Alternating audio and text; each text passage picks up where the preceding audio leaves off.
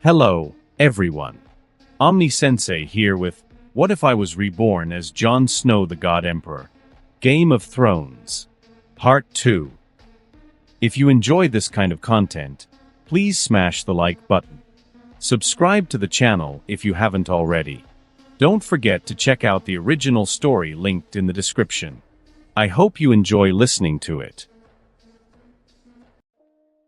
Fate likes to play with people, especially in a cruel and sadistic way. Aenar Targaryen. Brynden let out a genuine sigh of admiration. The beast was bigger than any boat in the world. Every part of it was a weapon capable of easily killing any human. He didn't doubt for a moment that the dragon in front of him could reduce kings landing to ashes in just a few minutes.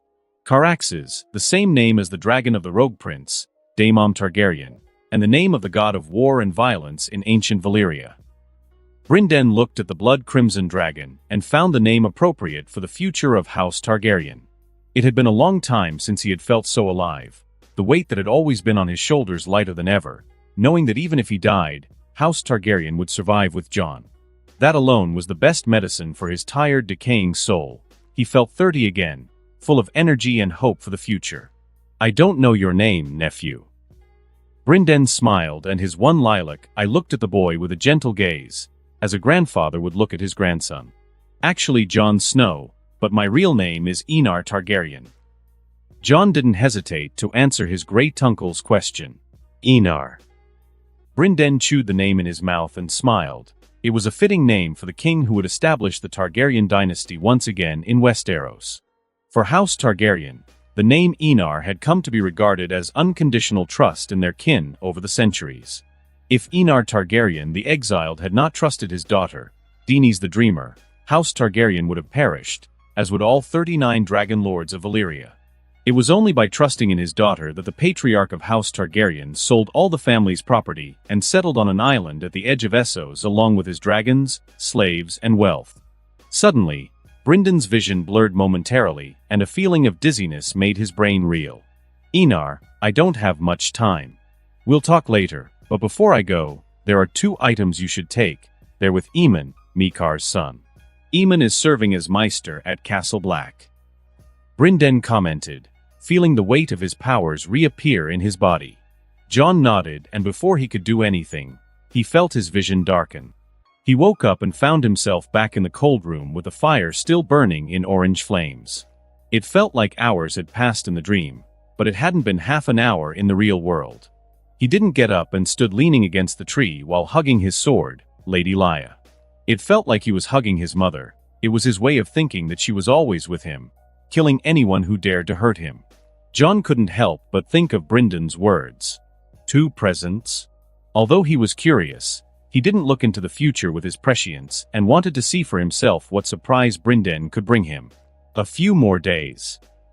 Muttering to himself, Jon closed his eyes and rested. He didn't sleep, he just had his eyes closed.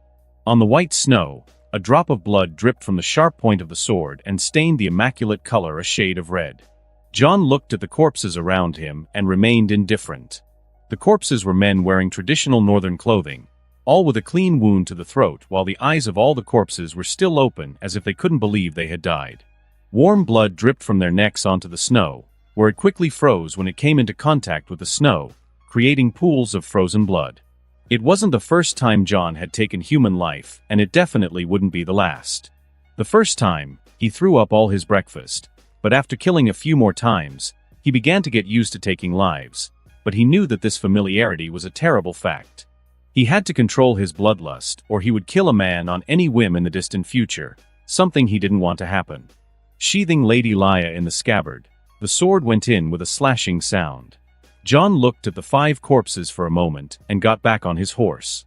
As for burying their bodies, he didn't even bother doing the work. The animals would do it for him. Jon grabbed the reins and shook them as the horse began to ride again.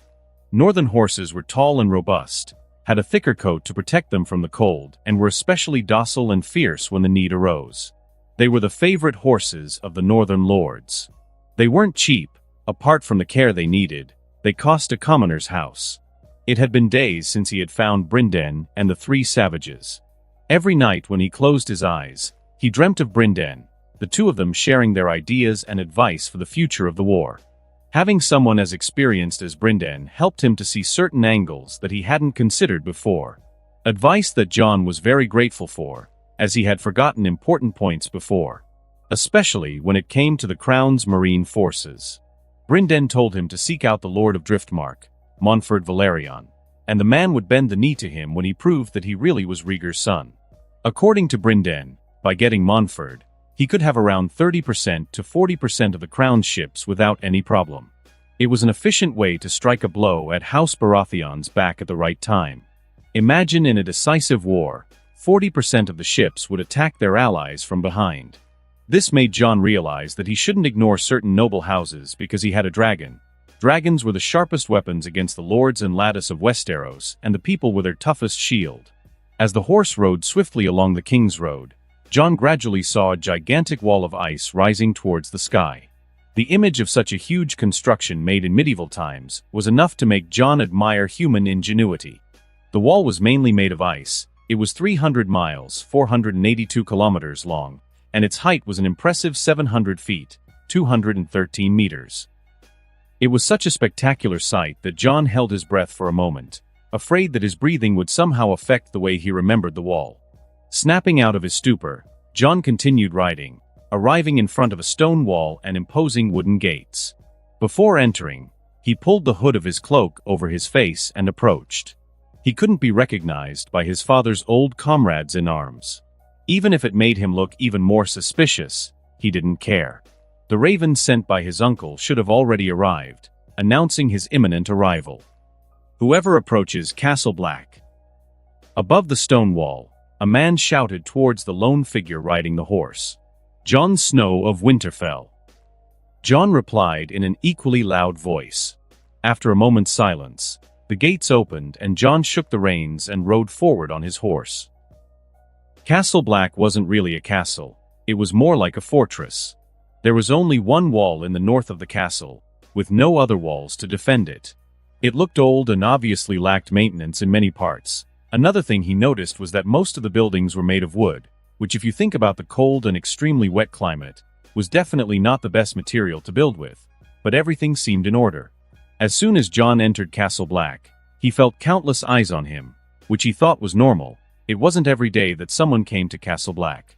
Many of the eyes were calm, only a few showed a real interest in his presence in this place. Jon looked around and couldn't find the figure of Ben-Jen, his uncle who had joined the Night's Watch 10 years ago.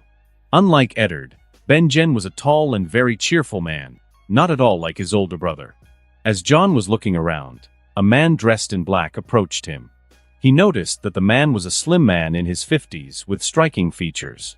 His physique appeared to be lean and hard, as well as compact and muscular. His black eyes resembled onyx or obsidian, and his black hair was streaked with gray. Alliser Thorne, and in another reality, his killer. Funny that the man killed the son of the man he swore allegiance to. Lord Commander Mormont awaits you at the Lord Commander's keep. Alliser spoke, his voice cold and indifferent, his eyes not hiding the contempt he felt towards him. Although bastards didn't suffer so much in the north, the same couldn't be said for bastards in the south, where the faith of the Seven was extremely widespread. Alliser Thorne, like any southern lord, didn't like bastards, although all men wouldn't turn down a pussy, even if it wasn't their own wife's. Men liked the pleasure of infidelity. But they didn't like the bastards that would come with it, so instead of taking the blame, they put it on the mother and her son. The words of the Church of the Seven were merely a ruse for them not to assume the responsibilities they should have and to prevent these children from having any claim on their fiefdom. Jon nodded and got off his horse. After stroking the horse's neck, he left it in the hands of the Night's Watch member and followed Alliser towards the chambers of the Lord Commander of the Night's Watch. Still wearing a hood to cover his appearance, Jon looked at Alliser's back. The man, despite his terrible personality, was a good warrior, which could be seen by the way the man walked. An identical, steady gait with properly controlled steps. However, Jon didn't try to talk to Alliser. The man didn't like him and he wasn't someone who flattered others. On the contrary, it was everyone who should flatter him. Noticing his own thoughts, Jon felt that he was spending too much time with Queen Rhaenys and Queen Visenya. The etiquette teacher in particular was someone who liked attention, especially the envious looks of the other women. His fencing and flying teacher, on the other hand, was extremely proud and strong, not letting herself be influenced by other people. The two women acted as his mothers, subtly influencing the way he thought and saw the world. Perhaps that was the duty of a mother, to introduce the world to her son, and the father should prepare his son for the challenges of life. Rhaenys and Visenya were mother and father to Jon, who had never been raised by a mother or father in 2 lifetimes. Without realizing it, Jon was led to a tower where he climbed the spiral staircase until he found himself in front of a massive wooden door. He saw Alliser knock respectfully on the door and then heard an extraordinarily powerful voice. "Come in." With permission given, Jon finally saw the 997th Lord Commander of the Night's Watch, Jeor Mormont. Jeor Mormont was an old man. His head was shorn and his gray, unkempt beard covered most of his chest. The former Lord of the Bear Islands wore a thick black fur cloak, and for formal occasions he wears a black woolen doublet with silver claw clasps. Not far away, a raven perched on a stick was analyzing the new arrivals with a rather arrogant expression for a mere raven. "How's Lord Stark, boy?" Jeor looked at Eddard Stark's bastard and asked, his voice hoarse but powerful. "With 5 sons and a 6th on the way." Jon replied with a touch of humor, causing the Lord Commander of the Night's Watch to let out a loud and powerful laugh. House Stark doesn't have to worry about an heir for long. Jeor spoke with a sigh, but Jon noticed a hint of sadness in the man's battle-hardened gaze. He didn't need to be a genius to know that the man was thinking of his son, Jorah Mormont, who is now just an exile in Essos. "I hear your new niece, Lyanna, is a strong girl with superior intelligence. Lord Stark even gave her a warhammer as a present," Jon said, remembering the girl who was incomparably loyal to House Stark. Even though she was only 3 years old, she acted more maturely than many men. The mention of his youngest niece made the Lord Commander smile. He had earned ravens from his sister Meege, telling him about his new niece. Knowing that the girl had won a warhammer from Lord Stark himself made him feel an enormous sense of satisfaction well up in his chest. "Ha ha ha. The girl has Mormont blood." Jeor spoke in a very good mood. He even looked at his liege lord's bastard with a kinder and warmer gaze, despite still having a stern appearance. As Visenya once said, "Always praise descendants when you're in front of a lord." There's nothing more satisfying for a lord than the continuation of his house, Jon thought, listening to Jeor Mormont's loud laughter and bold words. Visenya was right. People in this world cared little for their own lives. Many would give their lives if they could make their noble houses survive longer. Perhaps that's why the noble houses of Westeros could survive for millennia without interruption. "Lord Stark has already sent a raven to explain your situation. Your quarters have been prepared and you will eat with us, but be aware that the food is certainly not as good as Winterfell's, boy." Jeor placed some corn in front of the raven and explained in a calm tone, but with obvious good humor. Jon nodded and didn't mind the food Jeor mentioned. If there was one thing he wasn't, it was fussy about food. In his past life he had lived most of his life in a hospital, and hospital food could be many things, but delicious was not one of them. "Alliser, take Snow to his quarters." Without looking at Alliser, Jeor ordered in a powerful voice. "Yes, Lord Commander." Alliser replied seriously and took the bastard with him, leaving the solar of the Lord Commander of the Night's Watch. "Ser Alliser, I'd like to know where the library is. I'd like to do some research." Leaving the Lord Commander's tower, Jon asked, looking around for any sign of Castle Black's library. "The library can only be accessed with permission from Maester Aemon." Alliser replied with a cold, condescending tone, pointed to one of the castle's towers and spoke. "That is your residence. The empty and clean room is yours." Having said that, without waiting for Jon's reply, Alliser left with a cold stare as his black cloak dragged on the ground. "Someone has a strong temper, but now I know how to find Aemon." Jon muttered to himself as his lips curved into a smile. With the information Alliser had told him earlier, Jon had no trouble finding the room he would probably spend months in before returning to Winterfell. However, he didn't stay in the room and soon set off to find the person who would help him find his great uncle. For Aemon, Jon felt genuine admiration. After all, how many people did you know who could refuse to be king? Who would put family above a throne? John admired Eamon for what he represented, an honorable man with a determined heart. John stopped in front of an extremely short man, no more than 150 centimeters tall, about 4 feet 9 inches. There were only a few strands of hair on his bald head. He had no chin and his shoulders looked rounded. Surprisingly, despite his ugly appearance, he had one of the most beautiful eyes John had ever seen, a very pretty shade of dark pink. "I'd like permission to access the library." John spoke directly to his purpose, making the short, chinless man nod. He didn't seem surprised by a new face in Castle Black. Apparently the news of a visitor's arrival had already spread quickly. "Follow me, Snow." Planetos spoke, his voice slurred and slightly hoarse, as he moved his small body towards a more secluded part of Castle Black. John didn't mind and followed the man a few paces behind him. "Maester Eamon is old. Should I have any concerns?" John asked, trying to sound as subtle as possible. He doesn't like loud sounds and boys who don't know the value of a book. Planetos replied with a respectful tone as he looked over his shoulder at the hooded boy. Only his chin could be seen from the angle he was looking at.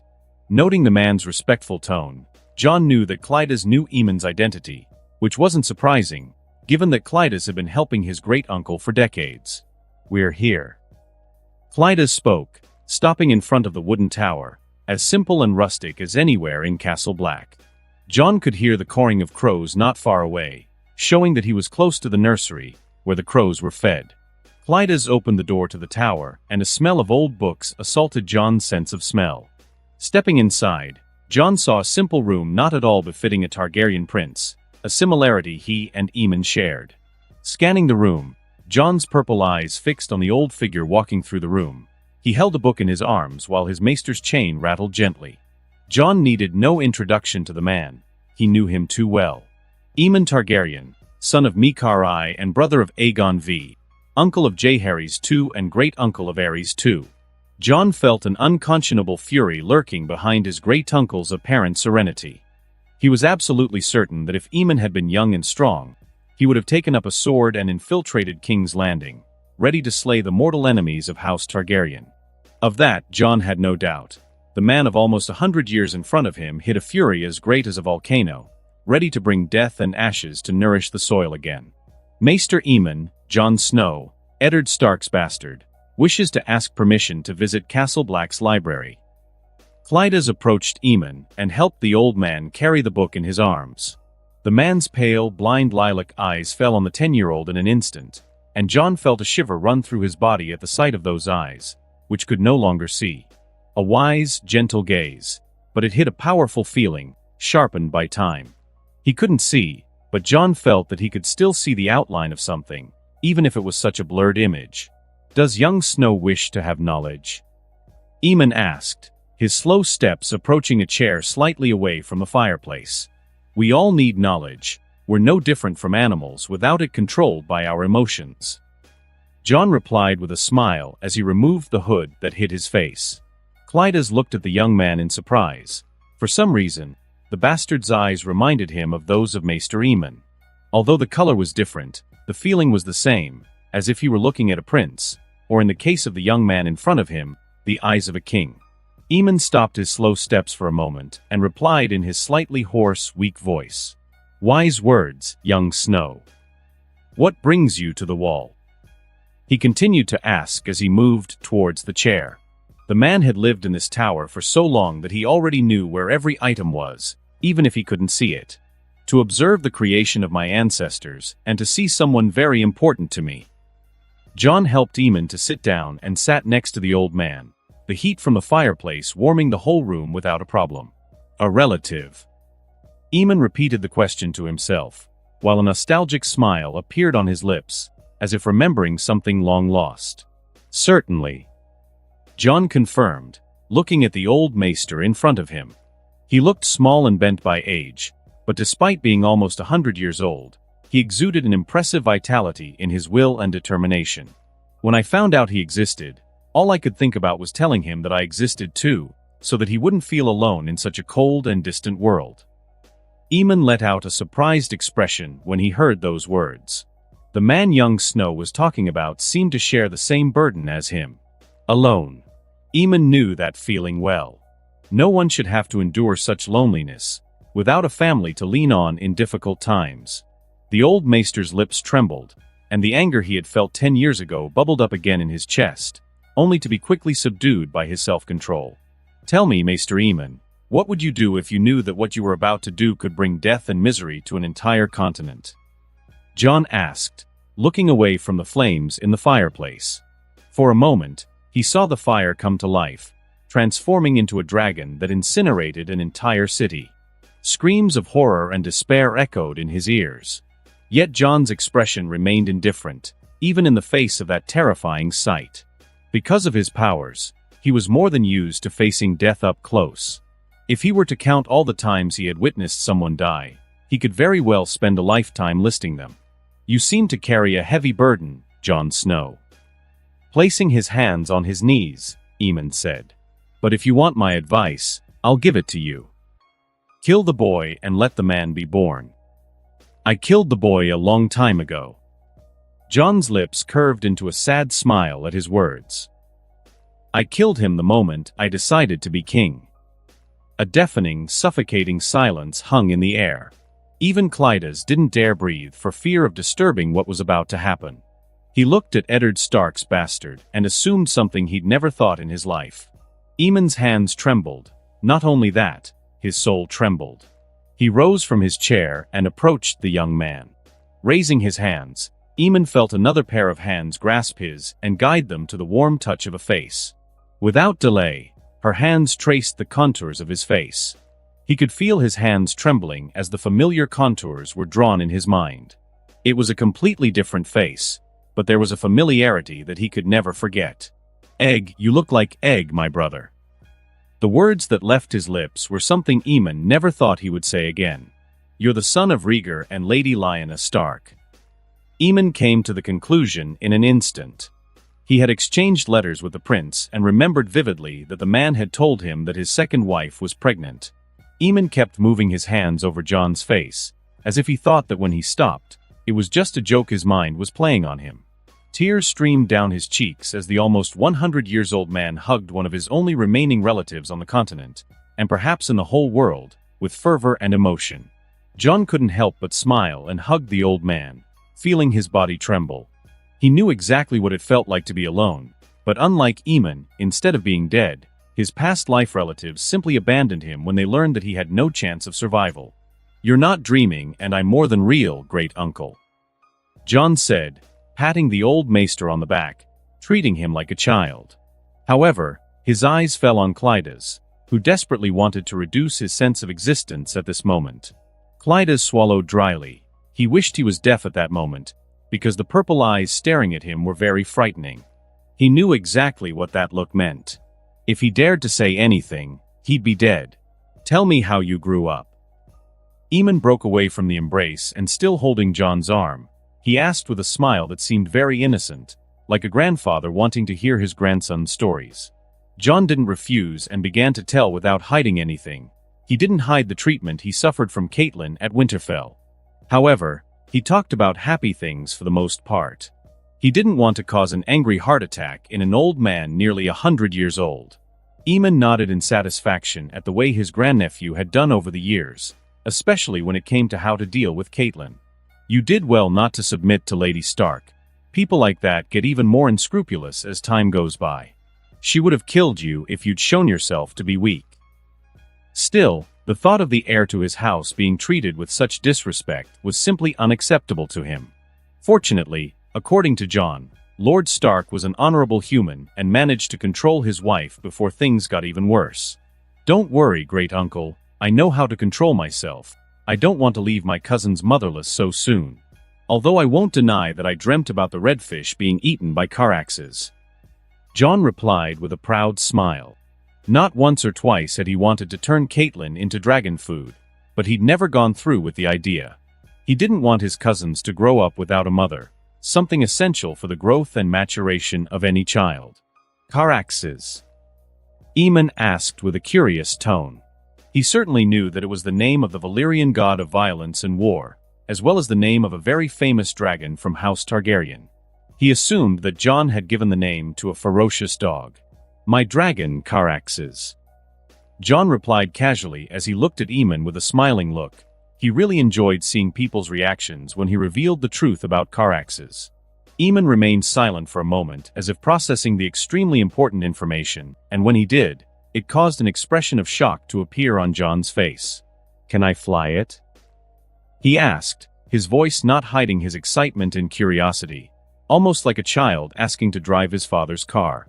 His words made John start laughing. "Ha ha ha ha ha. Looks like your flame hasn't gone out yet, Uncle Eamon," John said with a big smile appearing on his lips. "And yes, I'm taking you flying in Caraxes. Are you sure you want the throne, nephew?" Eamon asked, his frail hoarse voice carrying a hint of concern. Even with a dragon, he knew all too well the difficulties John would have to go through to sit on the Iron Throne. "Yes, I've been preparing for this since I was 4, and I can't back down," John replied, raising the glass of water Planetos had respectfully served him to his lips. There was no going back on his decision. It was king or die trying, even if he didn't think he would lose the Game of Thrones. With a sigh, Eamon said, "Please, Planetos, go under my bed. You'll see a loose wooden plank. Take it out and get the hidden chest." Planetos obeyed the order, and under John's surprised eyes, the man took out a low chest from a secret compartment under a false wooden plank. "Nephew, I can't help you, I'm just a blind old man, but I hope this will be of some help." Eamon spoke, his voice carrying a hint of emotion. If possible, he wanted to be like his counterpart, Eamon the Dragon Knight, but he couldn't and didn't have the strength for that. However, he could help his nephew with one last thing. "The first item is mine. It was given to me at birth like all Targaryen princes and princesses. The second item was given to me by Brynden Rivers, Lord Bloodraven, one of the great bastards of Westeros." Eamon explained as Planetos opened the chest, revealing an egg and a sword. The egg looked more like a work of art than an egg. Its scales were silver with purple stripes. It looked bigger than any egg in the world. A dragon's egg. John immediately recognized the origin of the egg.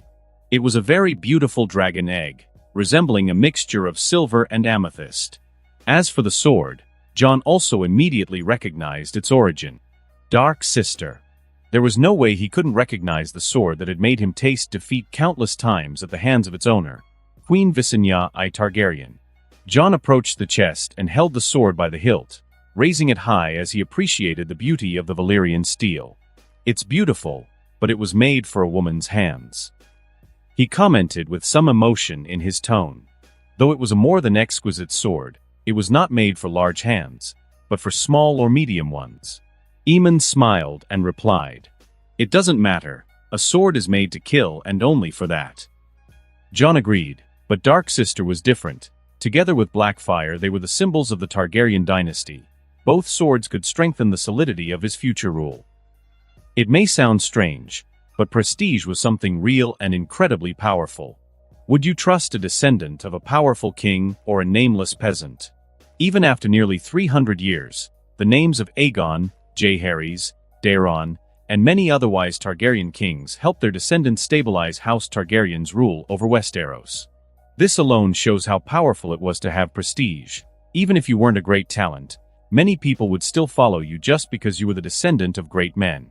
Leaving the Dark Sister aside, John held up the dragon egg and smiled as he felt the warm touch pass through his hand. It was a living dragon egg. "The dragon egg is beautiful," John complimented with a sincere tone. "It really was a beautiful dragon egg. It was my mother, Lady Diana Dane, who chose it for me when I was just a wrinkled baby." Eamon replied with a happy smile, listening to John's words. At the same time, he regretted that his egg hadn't hatched like his nephew's before him. But his next words brought Eamon to a halt. "I can make it hatch," John said with a smile. If in terms of happiness he couldn't be happier than this moment, he won the Dark Sister and a dragon, how could he not be happy? After a while, Eamon let out a sigh of regret. "Unfortunately, I'm old." John had no way to change that, at least not now, maybe in the future when his powers matured even more. But his uncle Eamon couldn't wait decades. He was almost 100 years old. Eamon didn't regret it for long and recovered in a few minutes. He had already lived almost 100 years, He had lived long enough. At this point he just wanted to see his house returned to Jon's hands. As for the rest, he would let fate decide his end. Like all men and women. A few months later. You're too rigid. Remember that as warriors you don't wear plate armor. Use this advantage of being light to your advantage. Don't just stand around defending. Attack when you should attack and retreat when you should retreat. Jon commented as he walked in circles around 3 new Night's Watch recruits. The 3 were young, too young, the youngest no more than 12 and the oldest 15. All in prison for stealing food to survive. It wasn't just these 3 young men that Jon taught. There were other men from the Night's Watch watching him closely. Jon made no secret of the fact that he was teaching everyone everything he had learned from one of the strongest warriors Westeros had ever seen, Queen Visenya I Targaryen. The 3 young men listened to his advice and advanced on Jon with swords of steel, though the blades were blunt. Clang! Clang! Clang! Jon dodged the attacks and parried another with an ease that made the onlookers sigh with sincere admiration. Your nephew is truly a great warrior, Benjen. Jeor Mormont, Lord Commander of the Night's Watch, spoke in rare praise of Eddard Stark's young bastard. The idea of the boy being his successor was a pleasant one, but unfortunately, fate didn't want it to happen. It wasn't hard to see that the Lord of Winterfell would probably ask the king to legitimize his bastard. Fortunately, he still had an heir, the same man he was standing next to. Benjen, a man of typical Stark appearance. Brown hair, gray eyes, and a long face, he smiled with pride as he watched the young man skillfully fight 3 opponents without difficulty. The boy has always been a prodigy, praised by my brother as the second coming of Ser Arthur Dayne and Aemon the Dragon Knight. Benjen commented with a smile. Jeor nodded in agreement. To earn this level of praise from the Silent Wolf showed that Jon truly had a great talent for fencing. So, how are things going? Jeor asked, showing a rare look of dignity. Benjen showed a dignified expression as well.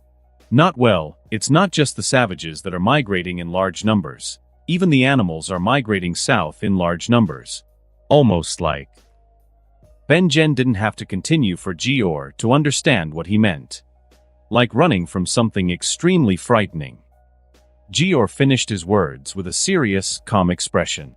Though he didn't want to believe it, he knew something strange was happening beyond the wall. Something big enough to drive all the wild tribes south. Benjen nodded with a worried look on his face. I'm going to Winterfell and the other kingdoms to pick up some new recruits in case something happens. Benjen spoke, earning a nod from the Lord Commander. They desperately needed manpower to cover more ground and defend the wall more effectively. Okay, that's all for today.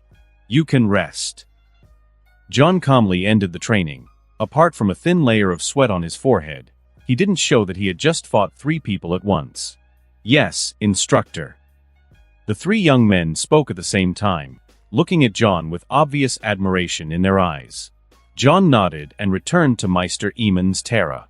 As soon as he entered, a shadow descended from the ceiling and fell over him. Jon didn't flinch and opened his arms, letting the winged creature rest against his chest. Looking down, he saw a beautiful baby dragon. No bigger than a puppy, it had shiny silver scales with purple spots, making the dragon cub a sight to behold. It was the dragon that had hatched from Maester Aemon's egg. It had been born for just over a month, and Jon already knew who the future rider of this beautiful little dragon was. She's as lively as a 5-year-old, curious about everything. Aemon approached Jon, and surprisingly, his eyes didn't seem blind. Blood magic really was a magic capable of curing many things, including blindness. But Jon hadn't cured Aemon's eyes. To cure blindness, the blood of dozens of people had to be sacrificed. Something that Maester Aemon refused to do after learning of the price. In the end, Jon opted to temporarily cure Aemon's blindness. It wasn't a permanent solution. It only lasted a few hours a day, but it was more than enough for Aemon. And the price for such a thing was not great, just 1 rabbit a day. Aemon's eyes gazed at the dragon on his nephew's chest with a kind and warm gaze. It was the most beautiful creature he had ever seen in his life, and he thanked the gods for being able to personally witness the birth of such a creature. Aemon even wrote a book, teaching how to hatch a dragon according to Jon, so that future generations would never make House Targaryen weak again. I'm leaving, uncle. I have many things to prepare and convince Eddard to go to war," John said, making the old maester let out a sigh. Although he knew this day would come, he still felt lonely knowing that he was about to part with John, someone he had begun to think of as a grandson in the short space of a few months. "Be careful and don't hesitate to ask me for help with anything," Eamon spoke with a hint of concern appearing in his gaze. "I will, uncle." John showed a serious expression. It was time to start throwing this continent into the flames of war again. Continent of Essos, in the free city of Bravos. Sir Willem Darry walked through the crowd with a cloak covering his appearance, his hand on the hilt of his sword, his eyes scanning his surroundings for followers or enemies with surprising ease. Don't blame him for being so paranoid, but having just been attacked by assassins, anyone would be the same way. Finally realizing that he wasn't being followed, he entered an alleyway and soon saw a discreet house that was hard to see unless you looked closely. Willem knocked on the door with a specific knock, almost as if he was speaking a secret code to whoever was on the other side of the door. The next second, the door opened and a woman in her 30s appeared in front of the master-at-arms of the Red Keep. Willem didn't hesitate, and without waiting for the woman's words, he entered the house and the door was closed at the same moment. Suddenly, the woman's face changed slightly as she smelled the strong scent of blood. "Are you hurt, sir?" the woman asked with a worried look on her face. "Some assassins attacked me in the harbor, but I'm unharmed. But we must leave Bravos, Your Grace," Willem said, leaning back in his chair and letting out a tired, exhausted sigh. It wasn't just the assassins who had attacked him. A week ago, the men he claimed to be loyal to betrayed him and almost caused the death of Princess Daenerys. If Princess Visenya hadn't killed one of the guards in the nick of time, things would have ended in a tragedy he could never forgive himself for. The woman Willem was talking to had platinum hair and beautiful lilac eyes. If any of the nobles of Westeros were present, they might recognize her as Queen Rhaella I Targaryen, wife of Aerys II, the Mad King. Rhaella was not an indecisive woman. The events of the past week had already alarmed her enough to know that Bravos was far from safe. "Let's leave Bravos and go to another city." Rhaella made the decision in an instant. "Your Grace, if I may, I think it would be best to go to Volantis." Willem spoke, catching her attention with his words. "What do you suggest, Sir Willem?" Rhaella asked with a calm expression. She didn't refuse and waited for his words. "Volantis has become a holy city in the eyes of all Red Faith believers. If we can take refuge in Volantis, no assassin will dare attack a city full of crazed fanatics." Willem spoke calmly, hiding nothing from his queen. Rhaella hesitated. As Willem had said, the entire city of Volantis had been completely transformed 4 years ago. The true rulers of the city changed in less than a year, making the city of Volatins a true theocratic city. The Reverend Mother called Kinvara became the ruler of the city. With a well-trained army of over 20,000, Volantis was now a safer city to live in than Essos, especially with the Dothraki Call plundering the free cities and every caravan that passed through. But Rhaella hesitated. What if she and her daughters were arrested if their identities were discovered? The thought of her daughters in danger tormented her, but in the end she realized she had no choice. Staying in Bravos was asking to be attacked by endless waves of assassins sent by Robert and Tywin. Going to Volantis was a gamble, but when you think about it, all the others were gambles too. Volantis was less of a gamble at the moment, especially given the rumors of the Red Faith's kindness and generosity over the past 4 years. Rhaella had made up her mind. "Let's go to Volantis, Sir Willem." Willem nodded and stood up, preparing to leave. Rhaella watched the old man disappear into his room with a grateful and emotional look on her face. Without Willem, she really didn't know how she, a woman who had never worked or done anything but sew and read, would survive in exile. Don't get it wrong, Rhaella had long since ceased to be a weak and submissive queen. The years in exile had forged her in the flames of hardship, burned away any weakness and hesitation that still lingered within her. But it wasn't so at first. Like everyone else, she gradually grew stronger, and that time was essential in changing her mentality. But that time wouldn't have existed without Willem's help. The man provided that precious time, and she lived up to her daughter's expectations, becoming a warrior and a survivor in those 10 years of exile. On her way to her room, Rhaella opened the door and saw 2 girls, one older and one younger. The younger one was 10 years old, small and delicate, with platinum hair and lovely, very expressive lilac eyes. She was as beautiful as a doll made by the gods. A beauty that would surely make many men fall in love with her when she grew up. It was her youngest daughter, Daenerys Targaryen. The eldest girl was 17, with straight white hair that fell over her shoulders and back in a cascade of silky shining strands. Her features were delicate and sweet, her eyes a very vivid and beautiful shade of violet. She was relatively tall, about 169 centimeters, 5 feet 6 inches. She was his eldest daughter, Aera Visenya Targaryen. "Mom!" Daenerys exclaimed as she saw her mother enter the room. The 10-year-old put down the book she was reading and smiled brightly at her mother. That smile made all the worry, exhaustion, and fear of the future disappear as if it had never existed. "Hello, my adorable little dragon," Riella said, kissing both of her daughter's cheeks. "Mom." Daenerys pulled away and spoke with an unhappy tone. "I'm not a child anymore." Riella smiled and didn't deny it. Her daughter might look innocent, but she had been trained since childhood to protect herself. The girl was not only skilled with daggers, but also with poisons. Visenya was the complete opposite of Daenerys. Like her counterpart, her daughter was a warrior princess who used a sword with such mastery that it would put most men to shame. Although it wasn't something a princess should learn, Riella discovered that only strength could keep her and her family alive in exile, so she always encouraged her daughters to train during the day and read at night to improve their knowledge. Only then could her family survive and have a chance to reclaim everything that belonged to them. "We will move to Volantis, but before we do, you must dye your hair black." Riella spoke in a serious tone. 3 platinum-haired women, accompanied by an old knight, was simply too conspicuous, something they should avoid until they reached Volantis.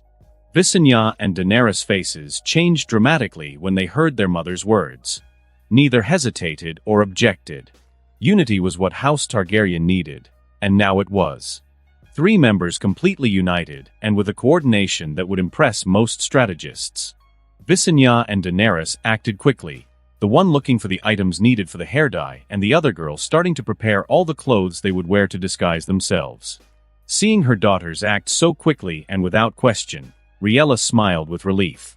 Even if she were to die for some reason, she was confident that her daughters could survive on their own. After some thought, Riella began helping her daughters immediately, helping Daenerys pack the clothes and items they would take to Volantis, especially the jewelry. It was their last source of income, should they need it in the future. As for the jewels and the crown, Riella didn't care at all, even if they had been the jewels of her former queens. Her daughter's safety was the most important thing to her, everything else was secondary. And never would a jewel be more important than feeding her daughters. It took an hour for everything to be ready. By then, Riella, Visenya, and Daenerys were wearing black hair and clothes that covered almost all of their skin, leaving only their eyes and a few locks of black hair showing.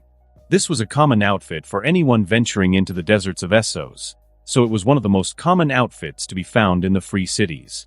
"Let's go." Riella spoke without any nostalgia for the house she had sheltered for 5 years. Her home was in the Red Fortress. Any other house was just something to pass the time and shelter from the rain and sun. Everyone nodded and left the Red Door house. Daenerys looked back at the Red Door, which she would probably never forget. Volantis, the first daughter. It was the most populous and proud city of the 9 free cities. It used to be a fortress belonging to the now-destroyed freehold Valyrian. Now it was nothing more than a wealthy port city ruled by nobles of freehold Valyrian descent. However, all that changed 4 years ago. Now Volantis was ruled by the Red Faith, led by the Reverend Mother, Kinvara. Dany looked at the city of Volantis and couldn't help but notice how different it was from the others she had lived in. The first thing was the city's tall towers, red and burning with a seemingly unquenchable fire. Whether it was wind or rain, the flame never went out, or at least that's what she heard on the way to Volantis. Another thing she noticed was the climate, humid and hot. The air seemed heavy with a slightly suffocating atmosphere. The smell wasn't the most pleasant either, reeking of sweat and elephant dung. There was a sweet, dead smell behind it, which she didn't try to guess what it was. Daenerys felt she had to change her clothes as soon as possible, or she would simply faint from the heat. Taking off her silk hood, She let down her long hair and sighed with relief. She felt less suffocated in her clothes, although she still felt dirty from sweating. "Do we have to live in this place?" Danny asked, looking at her mother, who was gazing at the city with a seemingly calm and strong gaze. "Yes, dear. This town will be our new home, at least for a while." Riella replied, noticing that the carriage was getting closer and closer to an entrance checkpoint guarded by guards in red armor. Armor that reminded her of Westeros style, which was surprising given that they were in Essos. "I don't know how they can stand being in that armor in such intense sunshine." Visenya asked herself with a curious look. "Probably magic, Vi. I read that the priests of the Red Temple weren't afraid of the heat." Daenerys answered her sister, while looking at the same guards with a very curious look. Visenya nodded and asked no more, remaining silent as the carriage arrived in front of the guards in red armor. The guard approached. He looked at everyone in the carriage and spoke with a reverent tone towards his god. "May God's blessing protect you, travelers from afar." She noticed the bastardized version of the High Valyrian of the guard, something common in all the 9 free cities. They all had their bastardized versions. There were really few people who could speak pure freehold Valyrian. "Thank you, may your God protect you." Riella returned the words with an equally reverent tone. Was she a believer in the Red God, or, as he was now called, the omnipotent and omniscient God? The answer was no, but she knew how to lie simply exquisitely. The guard nodded and spoke. "I'd like you to answer a few questions." "You may ask, Guardian." Riella said without any hesitation. "Where do you four come from?" he asked. "Bravos." She replied. "Any sign of Dothraki on the road to Volantis?" "Just a few small bands of 5 to 10 men, but no attacks." Riella answered all the questions without hesitation or fear. At the same time, she was surprised by the professionalism of the Volantis guards. They were polite, but powerful at the same time. And seeing the people looking at the guards with respect, it was obvious that they had a lot of prestige among the common people. Something the Golden Cloaks had long since lost in King's Landing. The guard nodded at her words and didn't seem surprised by the news.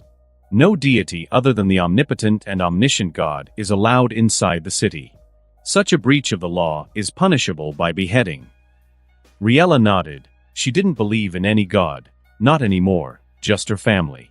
House Targaryen has no respect for the laws of men or gods. With permission to enter the city, the carriage driven by Ser Willem entered the city, while Daenerys looked at the streets with curiosity. She saw elephants being ridden by people. They were huge and could easily crush her small body with a single step. Daenerys wondered how big Balerion was to be able to swallow something like a mammoth. However, she soon put these questions behind her and concentrated on seeing every corner of the city with eyes full of curiosity about everything. Visenya, seeing her sister acting like that, couldn't help but smile gently. They usually spent days locked up in their rooms studying or training, rarely able to go outside for obvious reasons. The one time she went out alone, she was almost kidnapped, and if it hadn't been for holding a dagger, she might have been sold to some brothel in Bravos as a slave. As an older sister, she was happy that Daenerys was freer at the moment. They were dragons, and dragons flew in the sky in total freedom, not bound by chains. Unfortunately, she didn't know how long they would be chained by fate, unable to fly in the sky. Across town, in the Great Red Temple of Volantis, Kinvara looked at the information on the paper with a helpless expression. How in Enar's name could she find 3 people in the middle of an entire continent? She was beginning to worry that her delay in completing the mission given to her 4 years ago had angered her master. He had sent no message ordering her to find the remnants of House Targaryen, but she had always felt that the sooner she found her god's kin, the more at peace she would be. But after 4 years of searching, she began to worry that the 3 women of House Targaryen had died in an unknown place. If it hadn't been for a rumor that someone had seen the 3 women in Bravos, she really would have believed that the 3 women had died. Getting up, Kinvara headed for the fireplace, which was burning voraciously. She wanted to seek an answer in the flames, just as she did hundreds of years ago, when she saw her city and everyone in it go up in flames. And just like that moment, she saw the flames come to life once again. 3 dragons flying over a city she knew very well, Volantis. Suddenly, the The flames changed again. One of the dragons was killed by an arrow. The two remaining dragons appeared next to the dead dragon, mourning for him. Kinvara awoke from her vision, and her face turned pale. One of the Targaryens would die if she didn't do something. She was sure she would be severely punished if such a thing happened so close to her, in the Son of Light's own city. Call Bonero. Kinvara spoke towards the door, and quick footsteps were heard moving away. 10 minutes later, the door was opened and an old man entered Kinvara's chambers. Bonero is a tall, thin man with a gaunt face and skin as white as milk. Tattoos of red flames covered his cheeks, chin, and shaved head. He looked quite frightening, which scared the nobles of Volantis, who dared not raise their voices to the high priest. Despite Kinvara's ascension, Bonero was the first to support the reforms of 4 years ago. He was the first man to indoctrinate the faithful with the new Bible. A large part of the Red Faith's achievements can be attributed to this man, who contributed enormously in those 4 years. What do you wish, Reverend Mother? Bonero's high-pitched voice sounded extremely devout. The Lord of Light has sent me a vision of the future. A dragon will die in Volantis, and something like this must never happen. The Child of Light will weep if he hears of the death of his few relatives still alive in the world today. Kinvara got straight to the point, not wanting to delay the rescue of the Son of Light's relatives for even a moment. Bonero's face finally changed dramatically when he heard her words. A look of fury burned in the man's red eyes. Someone had dared to murder the Son of Light's relatives in his city. He didn't know how to classify such a blasphemous act. The fiery hand will be mobilized in full force. I want to see which heretic dared to stain our sacred city with the blood of the Son of Light. Bonero spoke, his voice transformed into a terrible chill, despite the heat emanating from his body. Flames shot out from his fingertips, forming griffins of living fire. 10,000 of the 20,000 men of the Fiery Hand army took to the streets, all marching in order and discipline through the streets of Volantis like a sea of red flames. Their orders were simple. Anyone suspicious was to be interrogated and, if necessary, arrested or executed on the spot. The order was soon raised to a very high level throughout the city. Every foreigner was questioned on the street and searched without discrimination. Man or woman, child or elderly, all were thoroughly searched for any weapon, be it a dagger or even a hand crossbow. In a bar, 3 men were drinking with their heads down, whispering to each other in voices they could only hear. 3 of them seemed to have different ethnies. One was obviously of Dothraki descent, possibly the result of grape, which, believe me, was not uncommon. The second man had white skin, blonde hair and blue eyes, probably the son of Mir. Whether his mother was a prostitute or not, no one could ever know. The third had more closed eyes and a more symmetrical face, black hair and dark brown eyes. His features were completely different from those of the Free City dwellers. He was either from the ET Empire or descended from one. What is happening to this damned city? The first man spoke with a strong high Valyrian bastard tone. Never mind, let's finish the mission and leave quickly. I don't want to spend another day in this city full of fanatics. The third man spoke with a slightly worried tone. Let's split up and finish the mission. The second man spoke. He seemed to be the handsomest and most gallant of the 3, with a gentle smile and soft-spoken, the favorite type of ladies in Westeros. The 3 nodded and left one by one, leaving 10 minutes between each exit without raising suspicion. On the other side of the city, in a hotel, Daenerys looked at the streets crowded with red armored guards with obvious admiration in her eyes. A flame of ambition grew deep in her eyes as she watched the mighty army march through the streets of Volantis. If she had such an army, she and her family wouldn't have to run away, would they? She wouldn't have to grow up in a room afraid of anyone suspicious, or be able to eat the delicious food on the street like everyone else. The desire for power in her grew silently, without her even realizing it. I wonder what happened. Visenya asked, her eyes looking curiously at the army in the streets. After all, it was one of the most powerful armies today. And from what she'd heard on the way to Volantis, there was a rumor that all the soldiers had been blessed by the Red God, making them immortal. Although she did not believe they were immortal, they were certainly stronger than any regular army. She could tell by the coordination and discipline of each man. As someone who wanted to be like Queen Visenya, wife of Aegon the Conqueror, she wanted to be a general on the battlefield. That's why she studied the arts of war and other related things for more than 10 years. That is not our problem. Riella replied without curiosity. One thing she had learned was that in order to survive, one must not interfere in other people's affairs. Nothing good comes from getting involved in something you should not be involved in. Visenya rolled her eyes, but didn't ask any further, though she was still curious as to what had forced the Red Faith to mobilize its army in the streets of Volantis. In the town square, Bonero watched the soldiers coming and going with prisoners and remained indifferent. From the reports he received every few minutes, the number of criminals in the city was dwindling. Thieves and rapists were being executed on the spot. Minor crimes such as stealing food were punished with 5 lashes, followed by a month's imprisonment. He looked to the side and saw the heads of thieves, murderers, and rapists on a wooden cart, a pile taller than a grown man. The smell of blood was so strong on this hot day that it attracted an incredible number of flies and other animals. A man in red clerical garb approached Bonero and reported, bowing his head, not daring to look directly into the eyes of the man before him.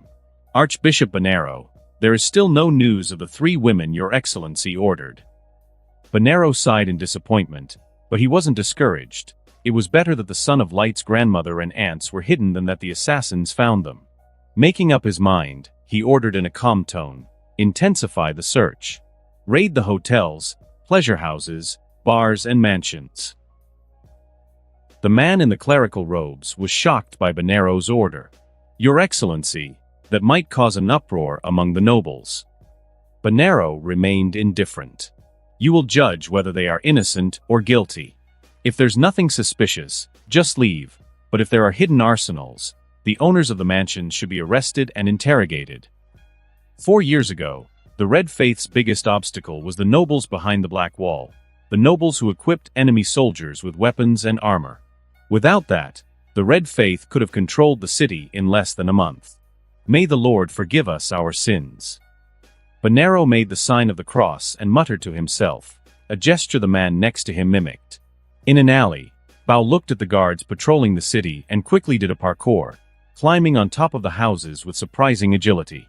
He skillfully sneaked across the roof, hiding perfectly in the blind spot of the guards below, entering the brothels and mansions.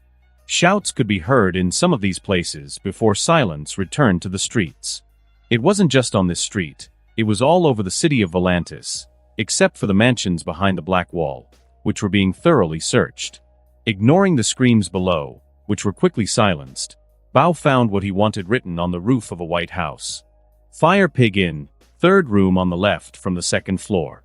Bao's lips curved into a smile and he quickly moved across the rooftops, heading towards the northern part of the city.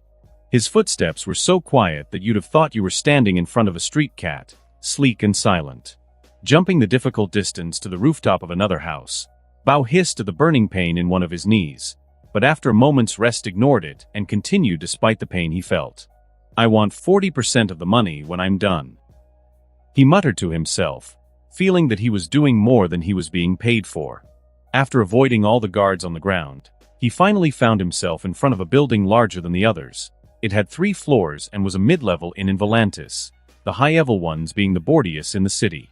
Bao entered the inn through one of the open windows and then crept close to the wall, carefully observing his surroundings. He pulled out a dagger, adjusted it in his hand, and looked down the corridor for a moment. When he saw that no one was there, he walked away as calmly as if he were a customer of the inn. The dagger was hidden in a blind spot in his hand that could only be seen if someone was behind him. Suddenly, the door to the next room opened, making Bao's body tense, but he still showed a naturalness in his expression. His eyes quickly analyzed who had left the room at such an important moment. He was slightly relieved to see that it was an old man, bent with age, with a gentle expression in his eyes. As the old man walked past him, Bao subtly shifted the dagger in his hand so that it would not be seen by those behind him, and moved forward. However, as he took a step forward, the sound of a sword being drawn rang out behind him. Hearing this, Bao lunged forward, but still felt something pass dangerously close to the back of his head. When he turned around, he saw the same old man as before, holding a shorter sword than usual. "How did you find me, old man?" Bao asked, still confused as to how he had been discovered. "I've been fighting assassins for 10 years, I know how you walk, smell and act, you piece of horse manure. Sir Willem replied as he advanced towards the assassin, brandishing his short sword with a swift strike. He hadn't expected that a brief outing for a drink would uncover an assassin dangerously close to the queen and princess's bedroom. Clang! Willem's sword was blocked by the assassin's dagger with a sound of clashing metal, and the two came to a stop, staring at each other. Under Bao's astonished eyes, Willem simply headbutted him, smashing both of their heads together with one powerful blow. The assassin felt his mind reeling from the impact on his brain and stepped back with a stunned expression. But his instincts, honed by nearly 2 decades of assassination, warned him not to stay in one place, and even with his head dizzy, Bao managed to roll to the side and dodge his enemy's blade. "That was low, you old shit," Bao said, backing away as he glared at the old man, who looked like a solid, hard tree. He had underestimated the old man. He really hadn't expected him to dare to strike such a low and dangerous blow. An assassin talking about questionable methods. I never thought I'd hear that from someone like you. Sir Willem commented in a sarcastic tone as he moved into attack position. Bao looked at the old man coldly and advanced with a dagger close to his body. He had to kill the old man before anyone was alerted to the fight. Clang! Clang! Clang! With each exchange of blows, sparks blossomed around them as the cruel sound of steel colliding with steel echoed through the corridor. Bao took a step forward and Willem took a step back. Suddenly, it was Bao's turn to retreat and Willem's turn to advance. They were both in this kind of struggle for a long 3 minutes. Suddenly, they both stepped back, breathing heavily and staring at each other with cold intensity. Humans had limited stamina and couldn't fight at full strength forever, and it usually didn't take long, as minutes of high intensity was enough to leave any strong human completely exhausted. Bao had the advantage in the fight because he was the youngest, while Willem was exhausted from the 3-minute fight. If it wasn't for the fact that he was holding a shorter, lighter sword instead of a longer, heavier one, he would have lost to such an experienced assassin. Suddenly, as he was concentrating on the enemy, Bao felt a breeze behind him and knew that someone was behind him. He tried to move forward, but still felt a cut in his ribs, spraying a considerable amount of blood into the air. Putting his hand on his chest to stop the bleeding, Bao looked at the person who had attacked him and was surprised to see a young woman with black hair and violet eyes. She held a sword with a firm and excellent posture. He knew that she was one of his targets, but he hadn't expected a princess to actually possess sword skills, and judging from her posture, the princess was no amateur. "Let's fight together, Sir Willem," Visenya said without taking her eyes off the assassin. Willem, as Visenya's fencing instructor, knew the princess' skills well, and they both surrounded the assassin with cold eyes. "There are assassins," a child's voice shouted loudly from outside the inn. Bao, who had a solemn expression on his face, turned terribly pale when he heard the girl's cry. Without hesitation, he turned and tried to run away, but soon found that his path was blocked by the old man he had fought earlier. Looking in the opposite direction, he saw the Targaryen princess, sword in hand, staring at him with coldness and a very real murderous intent in her eyes. He was dead, he knew for sure, especially when he heard the heavy, fast footsteps coming up the stairs. But even if he had a slim chance of surviving, he would do it, because assassins were the people who feared death the most, because they saw death up close every day, and they definitely didn't want to die. Bao made a quick decision. He dropped his dagger and put both hands on his head as he knelt on the floor. Marin quickly climbed the stairs with a squad of legionnaires, and when he reached the second floor, he soon spotted 3 figures in the corridor. 2 men and a young woman. The legionnaire captain's keen eyes quickly recognized who the murderer was and who the victims of the assassination attempt were. "All will be detained for questioning.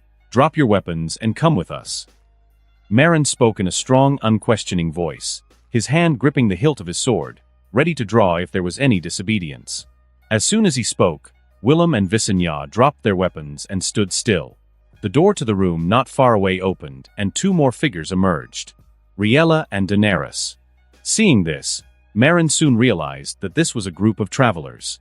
Probably grandfather, daughter and granddaughters. They should all go in for questioning. "Don't worry, as long as you have not broken the laws of Volantis, you'll be released without any consequences," Marin told the older woman and man, who nodded. Gesturing to their companions to stay close to the possible perpetrators, they all left the inn in full view of countless people. Riella overcame her uneasy feelings and followed the guards, looking for a way to escape if things got out of hand. If that didn't work, she could reveal her identity and try to get out alive in such a dangerous situation. Or at least give her daughters time to escape safely. The Queen of Westeros held her youngest daughter's hand and walked with her face held high. The deeper the group went into Volantis, the more men in armor appeared before them, and Riella knew she was close to the great red temple of Volantis. Soon the smell of blood reached her nose, and Riella didn't have to wait long to see where it came from. It was hundreds of men's and women's heads piled on a cart. A pool of blood had already formed beneath the cart, and many flies seemed to be feasting on the blood. Daenerys turned pale at such a brutal scene, but the 10-year-old didn't look away, staring at the sight that would make many men and women vomit just to see it. Visenya, like Riella, didn't change her expression much, only feeling more nervous about the unfamiliar surroundings and the uncertain fate that was about to befall her. Meryn, watching the group's expressions, was surprised that the three women and the old man did not look away. What surprised him most was the girl, who did not look more than 12 years old, though pale. Her eyes were so determined that it surprised him. He had comrades in arms who vomited at such a bloody scene, but here was a girl under 12 looking at it all without any fear. High Priest Bonero, this man was caught red-handed trying to kill a family of 4, probably to steal their possessions. Meryn approached Bonero and reported in a respectful voice as he bowed to the Red Faith's second-in-command. Bonero nodded and spoke, pointing to a man with Dothraki features and one with mere features. 2 other suspects carrying daggers have also been detained. Bao couldn't help but curse inwardly at the sight of his 2 companions. Don't misunderstand, he was not angry that his friends had been caught. He was angry that the information he wanted to sell would probably not be enough to save his life. Making his decision in an instant, Bao spoke out loud, attracting the attention of everyone in the square in front of the great temple. I want to save my life by selling important information. Bao's companions couldn't help but stare at him in disbelief, listening to the betrayal of their fellow member of the Order of Assassins. Bonero frowned and looked at the thief with a deep frown. Riella felt her heart begin to beat faster hearing those words. She didn't need to be a genius to know that the killer would sell the information about her and her daughter's true identity to save his own life. Speak, thief. Bonero spoke with a cold, powerful voice. These 3 are Queen Riella I Targaryen and her 2 noble daughters, Princesses Visenya and Daenerys Targaryen. Bao spoke quickly without even negotiating the terms of the deal. First of all, he was aware of his situation, and rather than irritate the man before him, it was better to speak directly and pray for his release. However, Bonero's words doused the flames of his hope and his face turned pale. You will die. Bonero spoke as he stretched out his hand, and flames burst from the tips of his fingers, covering Bao's entire form. Soon, the only sound in the square in front of the great red temple was the painful screams and wails of a man being burned alive. Daenerys could only hear the cries of agony and mercy from the man who had tried to kill her. She didn't look away, staring directly at the scene. She didn't feel pity, on the contrary, she still felt that he didn't suffer enough, that anyone who threatened her family should suffer the greatest torment for eternity. At the age of 10, she knew that kindness was a beautiful thing, but only fear could make you respected and feared. In this barbaric world, people didn't respect your kindness, they respected your power, and only your power. It was a reality she had been forced to face since she was 3 years old, forced to flee like animals. That's why Daenerys didn't feel sorry for the murderer. On the contrary, she watched with a sick pleasure how he suffered. Perhaps it was her way to vent about the constant murders she had suffered in her short young life. Call her cruel and sadistic, but that was what the world wanted. No longer hearing the screams, Bonero lowered his hand and looked at the charred body kneeling before him with an indifferent expression.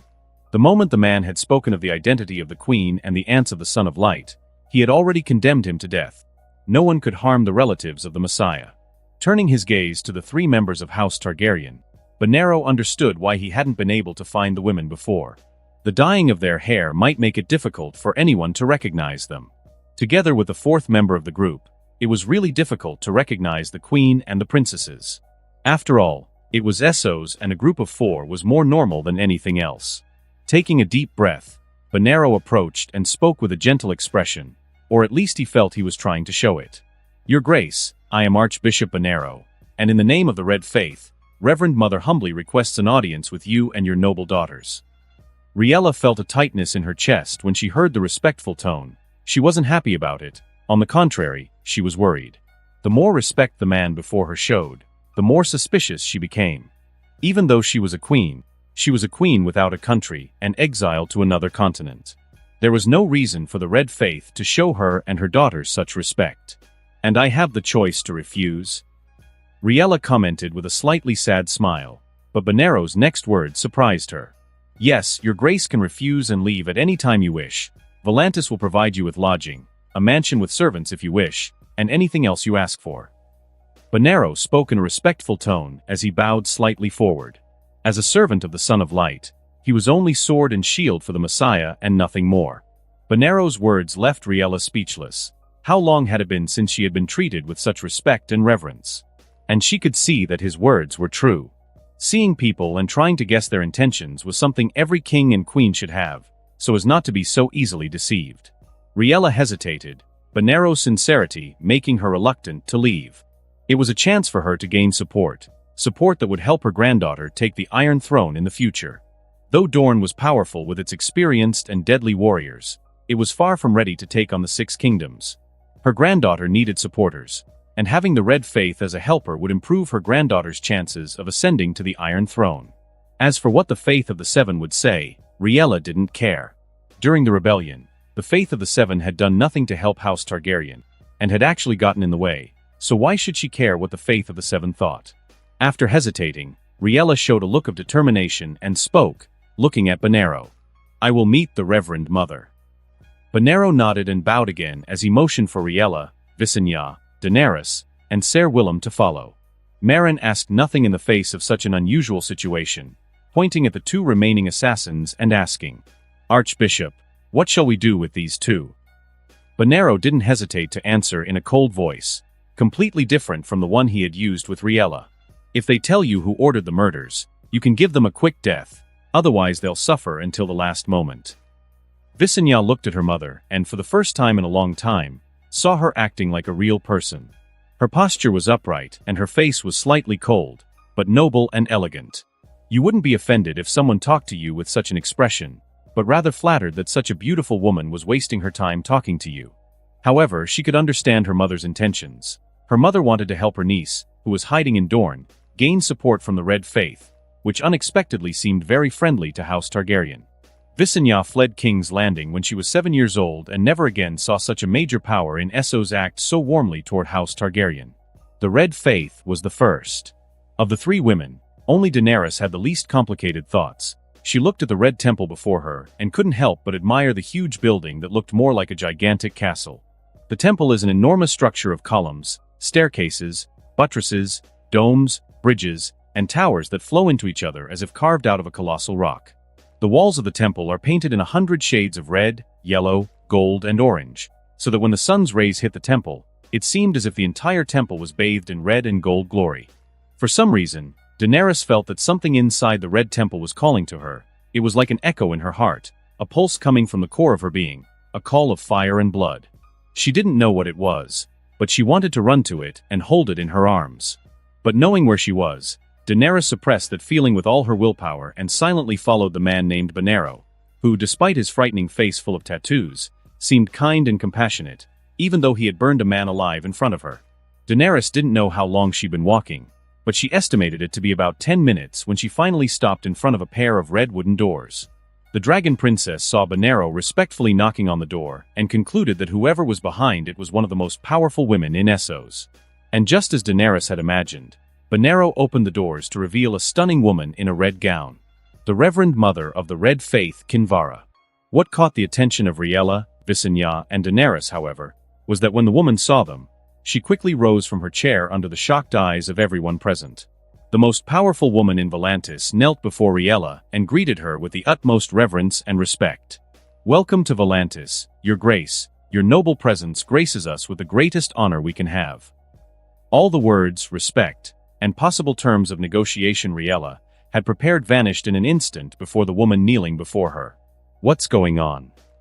Riella thought, clearly confused by what was happening. Kinvara's actions were no different than a vassal greeting his king on a visit.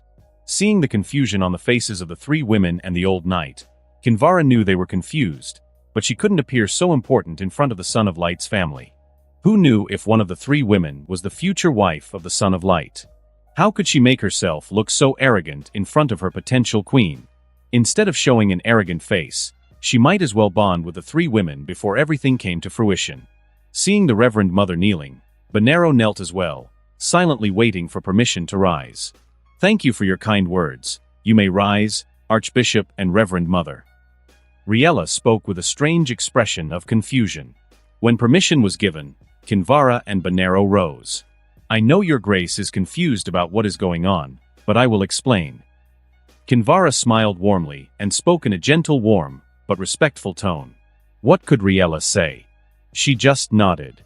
Then Riella heard Kinvara's next words. "My prince, Enar Targaryen, ordered me to save you. It took a long time, but finally fate sent me you." Kinvara spoke with a tone full of relief. She no longer had to worry about being punished by Enar. "Enar Targaryen?" Riella asked with a surprised expression. She tried to remember if there were any relatives with that name, but apart from Daenerys the Dreamer's father, there was no other Targaryen with a name like that. "I'm sorry, but I don't know any relatives with that name." Riella replied with an even more confused tone after thinking about the name of the boy in question. "Your grace doesn't know him, but you do know his father, after all. He came from your womb." Kinvara replied with a respectful tone as she handed over a letter wrapped in a thin red scarf. Opening the letter, Riella's expression went from confusion to shock and then to complete disbelief. Rhaegar and Lyanna's son? Riella felt her consciousness darken for a moment as she staggered. Fortunately, her daughter held her up while patting her on the back. When she recovered, she felt tears streaming down her cheeks. In addition to her granddaughter, Rhaenys, Rhaegar still had a son in the world, which made her feel relieved and full of joy. She had more living grandchildren. How could she not be happy with the news? Thank the gods. Riella muttered to herself, even though she hadn't prayed to a god in over a decade. When can I meet my grandson? Riella asked with a hopeful tone. Now she just wanted to hug her grandson with all her might. Kinvara shook his head and replied, "The Son of Light won't be coming to Essos anytime soon." Riella's mood calmed down when she heard those words. It didn't matter. She would wait as long as it took to meet her grandson and granddaughter again, Enar and Rhaenys. Westeros North.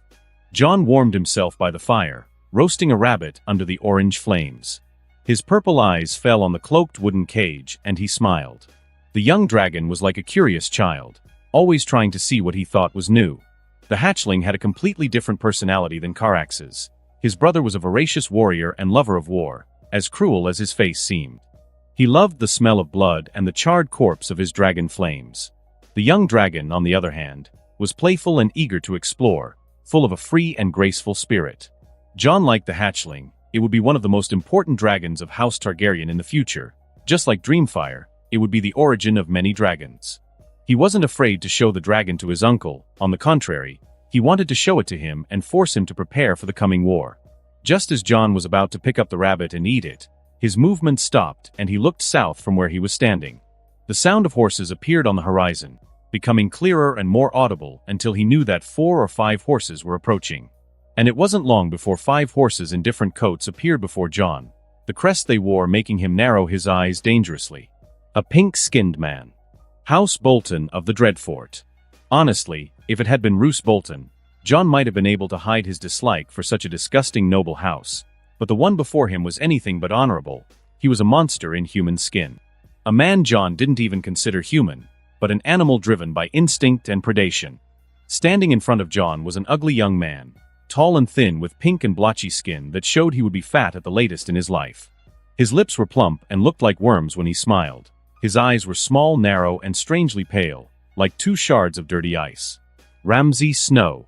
What have we here? A handsome boy alone and riding an expensive horse. Ramsay, who rode a red horse named Blood, looked at Jon and commented with a disgusting, ugly smile that would disgust any woman with a normal sense of aesthetics. But the boy's next words made Ramsay's smile disappear completely. The pale, strange eyes narrowed in a dangerous, murderous curve. What do we have here? A bastard pretending to be someone important and his fellow rapists. Jon replied with a smile on his face, looking at Ramsay without hiding the disgust in his eyes. And who is the noble lord in front of me? Ramsay forced a smile, which only made him uglier than usual. Jon Snow of Winterfell. Jon spoke, looking at Ramsay with a teasing smile. Ramsay's face tightened visibly for a moment. He looked at the boy and saw his purple eyes and black hair and knew for sure that he was Eddard Stark's bastard. And just as the rumors said, the boy had taken after his mother, Ashera Dayne. This made the young bastard's heart burn with envy and jealousy like never before. His mother was a commoner of filthy birth, and he was born ugly and without much talent. His father didn't accept him and despised him, while everyone mocked him behind his back. In comparison, Jon was not only handsome, but also the son of two great noble houses. Every lord in the north knew that the Lord of Winterfell loved his bastard, and there were already rumors that Lord Stark would ask the king for a letter of legitimation to legitimize Jon. One was a filthy bastard despised by his father, while the other was a bastard loved by the Lord of the North and would be legitimized in the near future. The difference between them was so great that it made Ramsay's young heart burn with anger, resentment, jealousy, and envy. "Will you get out of my face? Your ugly face spoils my appetite." Jon's words made his expression darken even more. Ramsay's aides, known as the Bastard's Boys, glared angrily and whispered to their lord. A cold, bloody smile appeared on Ramsay's lips. "You are brave, Snow. Alone in the forest, surrounded by 5 men." Ramsay spoke, his words subtly threatening. "I would say that if you were to disappear, no one would be able to find your body." Jon lifted his gaze to look directly into the strangely pale eyes of the Dreadfort bastard and smiled. "If you have the courage, tell me directly that you want to kill me. Don't use fancy, pretty words. It doesn't suit you, Ramsay Snow. It makes you sound like a woman trying to seduce a man." The swords came out of their sheaths as soon as they heard Jon's words. "I would like to skin you and wear you as a coat to keep me warm in the winter." Ramsay spoke. Jon stood up and pulled Lady Lya from her sheath, the sword coming out with a milky sheen, and when the sun's rays hit the white metal, it practically turned the blade into pure light. Everyone's eyes went to the sword in Jon's hand almost immediately. A shocked look appeared in Ramsay's eyes as he guessed the origin of the material the sword was made of. After all, Dawn was practically one of the 3 most beautiful swords on the continent of Westeros, along with Blackfire and Dark Sister. Ramsay would have been even more shocked if Jon had drawn Dark Sister. "I want that sword," Ramsay said with a greedy, envious look in his eyes as Dawn's hilt was remade and the sword was given to the bastard in front of him by his mother, Ashera. Jon's lips curved into a smile of contempt for the man before him, and he spoke. "Stop talking like a gossiping woman and attack." Jon's words made Ramsay's 4 aides step forward with cruel and sadistic expressions. They were monsters just like their master. Monsters that Jon would show no mercy to. Jon moved into attack position and activated his prescience. This would not be a fight, but a one-sided battle that would undoubtedly be won by him. Dodging the first attack, Jon twisted his body and cut off the head of one of the enemies with a single blow. The sword sliced through bone and flesh like butter. Blood splattered everywhere, but Jon didn't stop, dodging another attack by moving slightly to the side and shoving Lady Lya through the throat of another of Ramsay's men. As he forced the sword out of Ramsay's man's head, half of the man's head dripped out and fell to the ground with a loud thud. Jon wiped the blade clean in one swift motion and spoke calmly with a casualness that sent shivers down the spines of everyone present. 2 down, 3 to go. Ramsay was shocked. He blinked and 2 of his men were killed extremely quickly. But he couldn't say anything as Jon advanced on the 2 remaining men of his guard. Not long after, 2 more heads rolled to the ground as Jon approached Ramsay's horse with a calm, indifferent expression on his face. "Do you think hell exists, Ramsay?" "It exists, but I believe that hell is often our existence on Earth," Jon commented, standing 3 meters away from the red horse named Blood. "Get off the horse and kneel before me."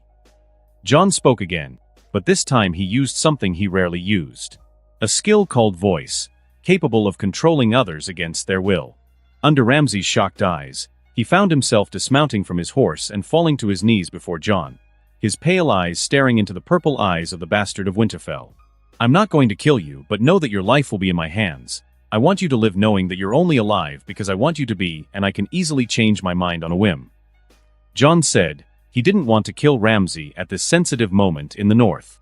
That's because everyone knows he was at the wall at the same time Ramsay left the Dreadfort. Any idiot could connect the dots and think he was the murderer. Even without evidence to implicate him, he didn't want any trouble with House Bolton right now. At the same time, Other northern lords might see the act as rebellion, and it could tarnish his reputation, something Jon didn't want under any circumstances. But he still had to do something he wanted to do with Ramsay. Raising his sword under Ramsay's horrified eyes, Jon began to make Ramsay's face even uglier than before. When he was finished, Ramsay's face was full of deep, grotesque scars. "A worthy face for a monster like you, Ramsay Snow," Jon commented, looking at his masterpiece with a satisfied smile. "Every time you close your eyes, you'll see me, and I'll be a nightmare until the last days of your life. I hope you're happy with the hell I've prepared for you. You greedy little dragon." Jon watched the small silver and purple dragon with a helpless look. Dragons liked sheep meat, but where could he get a sheep where he was? Jon would have to hunt to feed this greedy little dragon that loved food more than anything. But when the little creature ate 3 rabbits and looked at him with innocent golden eyes, the true prince of Westeros sighed helplessly. Picking up his bow and dagger, Jon ventured out once more in search of food, thinking of giving the little dragon to Caraxes to take care of. Responsibility? All males in the wild left their young with their mothers. He was doing what nature demanded. As for what Caraxes would think after hearing his thoughts, Jon didn't care. He would be far away not to talk to an adult dragon full of rage. An hour later, Jon watched as the small dragon tossed the 4th rabbit into the air with its mouth, releasing a small stream of silver flames with purple lines while the prey was still in the air. When the prey was completely charred, the little dragon let it fall and ate it with an expression of joy and cruelty. After devouring the 4th rabbit, the little dragon looked at Jon with its golden draconic eyes. "If you dare to ask for more, I'll try dragon soup today." Seeing the little dragon looking at him, Jon showed a calm expression and spoke in a threatening tone. The little dragon looked pitiful and approached Jon, sitting on his lap and resting its head on his leg. Knowing what the dragon wanted, Jon sighed and began to stroke the soft scales, especially under the mouth and behind the head. The little dragon had the most beautiful scales he had ever seen, and when the light from the flames fell on them, they glowed beautifully. "Your rider will certainly have a hard time with you, greedy cub," Jon commented with a smile on his lips as he watched the dragon cub enjoy his caresses. As if to answer Jon, the young dragon let out a guttural sound and relaxed even more. Jon leaned back against the tree, the 2 swords, Lady Lya and Dark Sister, at his right and left sides. Then he closed his eyes. When he opened them again, Jon found himself in front of a sea of blue roses, the same place he liked to spend his dreams, but the figure of the young woman in front of him made him let out a tired sigh. He did not like Rhaenys entering his dream, but not for selfish reasons or simply because he did not want her company. It was because his mind was dangerous to anyone, the weight of seeing the future weighing heavily on his mind. If it hadn't been for the maturation of his powers and his mental stamina, he would have gone mad or just plain crazy, like a certain Oraculo from Camp Half-Blood. But with Rhaenys in his dream, Jon had to protect her while withstanding twice as much pressure as normal. That's why he liked talking to Brynden. The man didn't need his protection and could withstand the influence of his mind on his own. Looking at Rhaenys, Jon noticed that she was taller than the last time. At 13, the girl was almost 164 centimeters, 5.4 tall, her body beginning to blossom as a girl of her age should. Her childish features were set aside to accentuate her naturally elegant and sharp features. But if there was one thing that hadn't changed, it was her gaze, looking at him as someone to be protected. "My little Valonqar," Rhaenys said, embracing Jon in a strong, warm embrace. Note: Valonqar equals younger brother. "Please stop invading my dreams, you impertinent dragon," Jon commented as he gently stroked her hair, which was easy for him since he was taller than her. "Proposal denied," Rhaenys replied in an arrogant, smug tone. Letting out a helpless sigh, Jon turned away and spoke in a casual tone. "Too bad, I had a surprise for you, but it looks like I'll be keeping it." Rhaenys' eyes lit up at Jon's words, and she circled him like a wolf, as if trying to guess what his surprise was. Finally, seeing no hint on his body, she tired of waiting and asked with an urgent touch, "What is Valonqar?" It was Jon's first gift to her. How could she not be excited and happy? Before that, let me tell you what happened on that trip to the wall. Jon didn't rush to introduce the dragon cub to Rhaenys, focusing on Aemon's existence. After hearing what had happened at the wall, Rhaenys' eyes widened in shock, especially knowing that there were 2 other Targaryens still alive in Westeros. Aemon Targaryen, son of Mekar I and Brynden River, son of Aegon IV. Rhaenys whispered, still shocked to see 2 people so old. especially Brinden, who was almost 120 years old.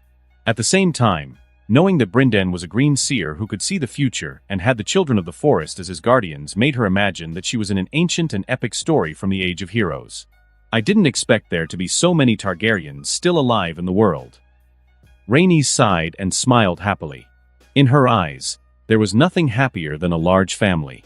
However, upon learning that her younger brother was in possession of the Dark Sister, Rhaenys' breath quickened, her eyes practically glowing with an excitement that made Jon roll his eyes at her naked desire for the legendary Valyrian steel sword of House Targaryen. I already have my meteorite steel sword, and the Dark Sister will be yours when we meet in person. Just as Jon finished his sentence, Rhaenys had leapt at him, throwing him into the sea of blue roses and kissing him on the cheek with a joy that was simply infectious. I love you, Valonqar. Rhaenys spoke as she kissed Jon's face endlessly with an extremely bright look on her face, like a child who has just earned a new toy. Sophist, you only said that because you won a legendary sword. Despite saying this, Jon's lips curved into a gentle smile. Besides, the surprise I prepared for you isn't Dark Sister. The kissing stopped abruptly when Rhaenys heard Jon's words, and she looked at him in confusion. Was there anything more shocking in her eyes than one of the 3 most legendary swords in Westeros? Suddenly, Rhaenys heard the winter flowers rustle behind her, while a sound reminiscent of a roar, but childish and more cute than threatening, sounded extremely proud. Leaving Jon's body, she turned around, and what she saw simply made her open her mouth in utter shock. A winged reptilian cub was staring at her with a proud and noble look in its golden eyes. Rhaenys wiped her eyes as if she was imagining things. Pointing a shaky finger at the dragon cub, Rhaenys tried to sound coherent, but her mind was in such shock that it was practically impossible. "D-Dragon. Stop yelling," Jon said with an annoyed sound as he covered his ears with his hands. "Why are you so calm? It's a dragon cub." Every Targaryen's dream. Rhaenys shook her brother back and forth as she yelled at him for being so casual about something so incredible. "Obviously, because I've had this dragon cub for over a month." Escaping Rhaenys' claws, Jon casually replied, turning away from his older sister. Looking at Jon angrily, as if she blamed him for not introducing her to the dragon cub sooner, Rhaenys turned her attention back to the dragon cub and couldn't help but think what a beautiful creature it was. Suddenly, before Rhaenys' shocked eyes, the silver dragon cub flew into the air and landed gracefully on her shoulder. She could feel the dragon's tail curling around her neck as a warmth was transmitted by the touch. The warmth was like standing next to a fire to warm yourself. Looking away, Rhaenys could see the dragon's golden eyes up close, and for some reason, she felt something being established between her and the dragon cub. A strangely comfortable connection, as if she had 2 minds, one connected to the other. Watching the scene, Jon's lips curved into a smile. House Targaryen had its 2nd dragon rider. Together with the dragon eggs he had asked Kinvara to buy from Illyrio Mopatis earlier, House Targaryen would soon have 3 more dragon riders, making a total of 5. "Congratulations, she's accepted you as her knight," Jon commented, feigning a bitter tone as if Rhaenys had just claimed the dragon he wanted. Rhaenys' face went from confusion to pure ecstasy and then to pure sadness. The change in expression was so quick that it stunned Jon.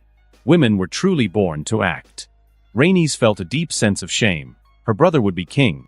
The dragon should have been his, not hers.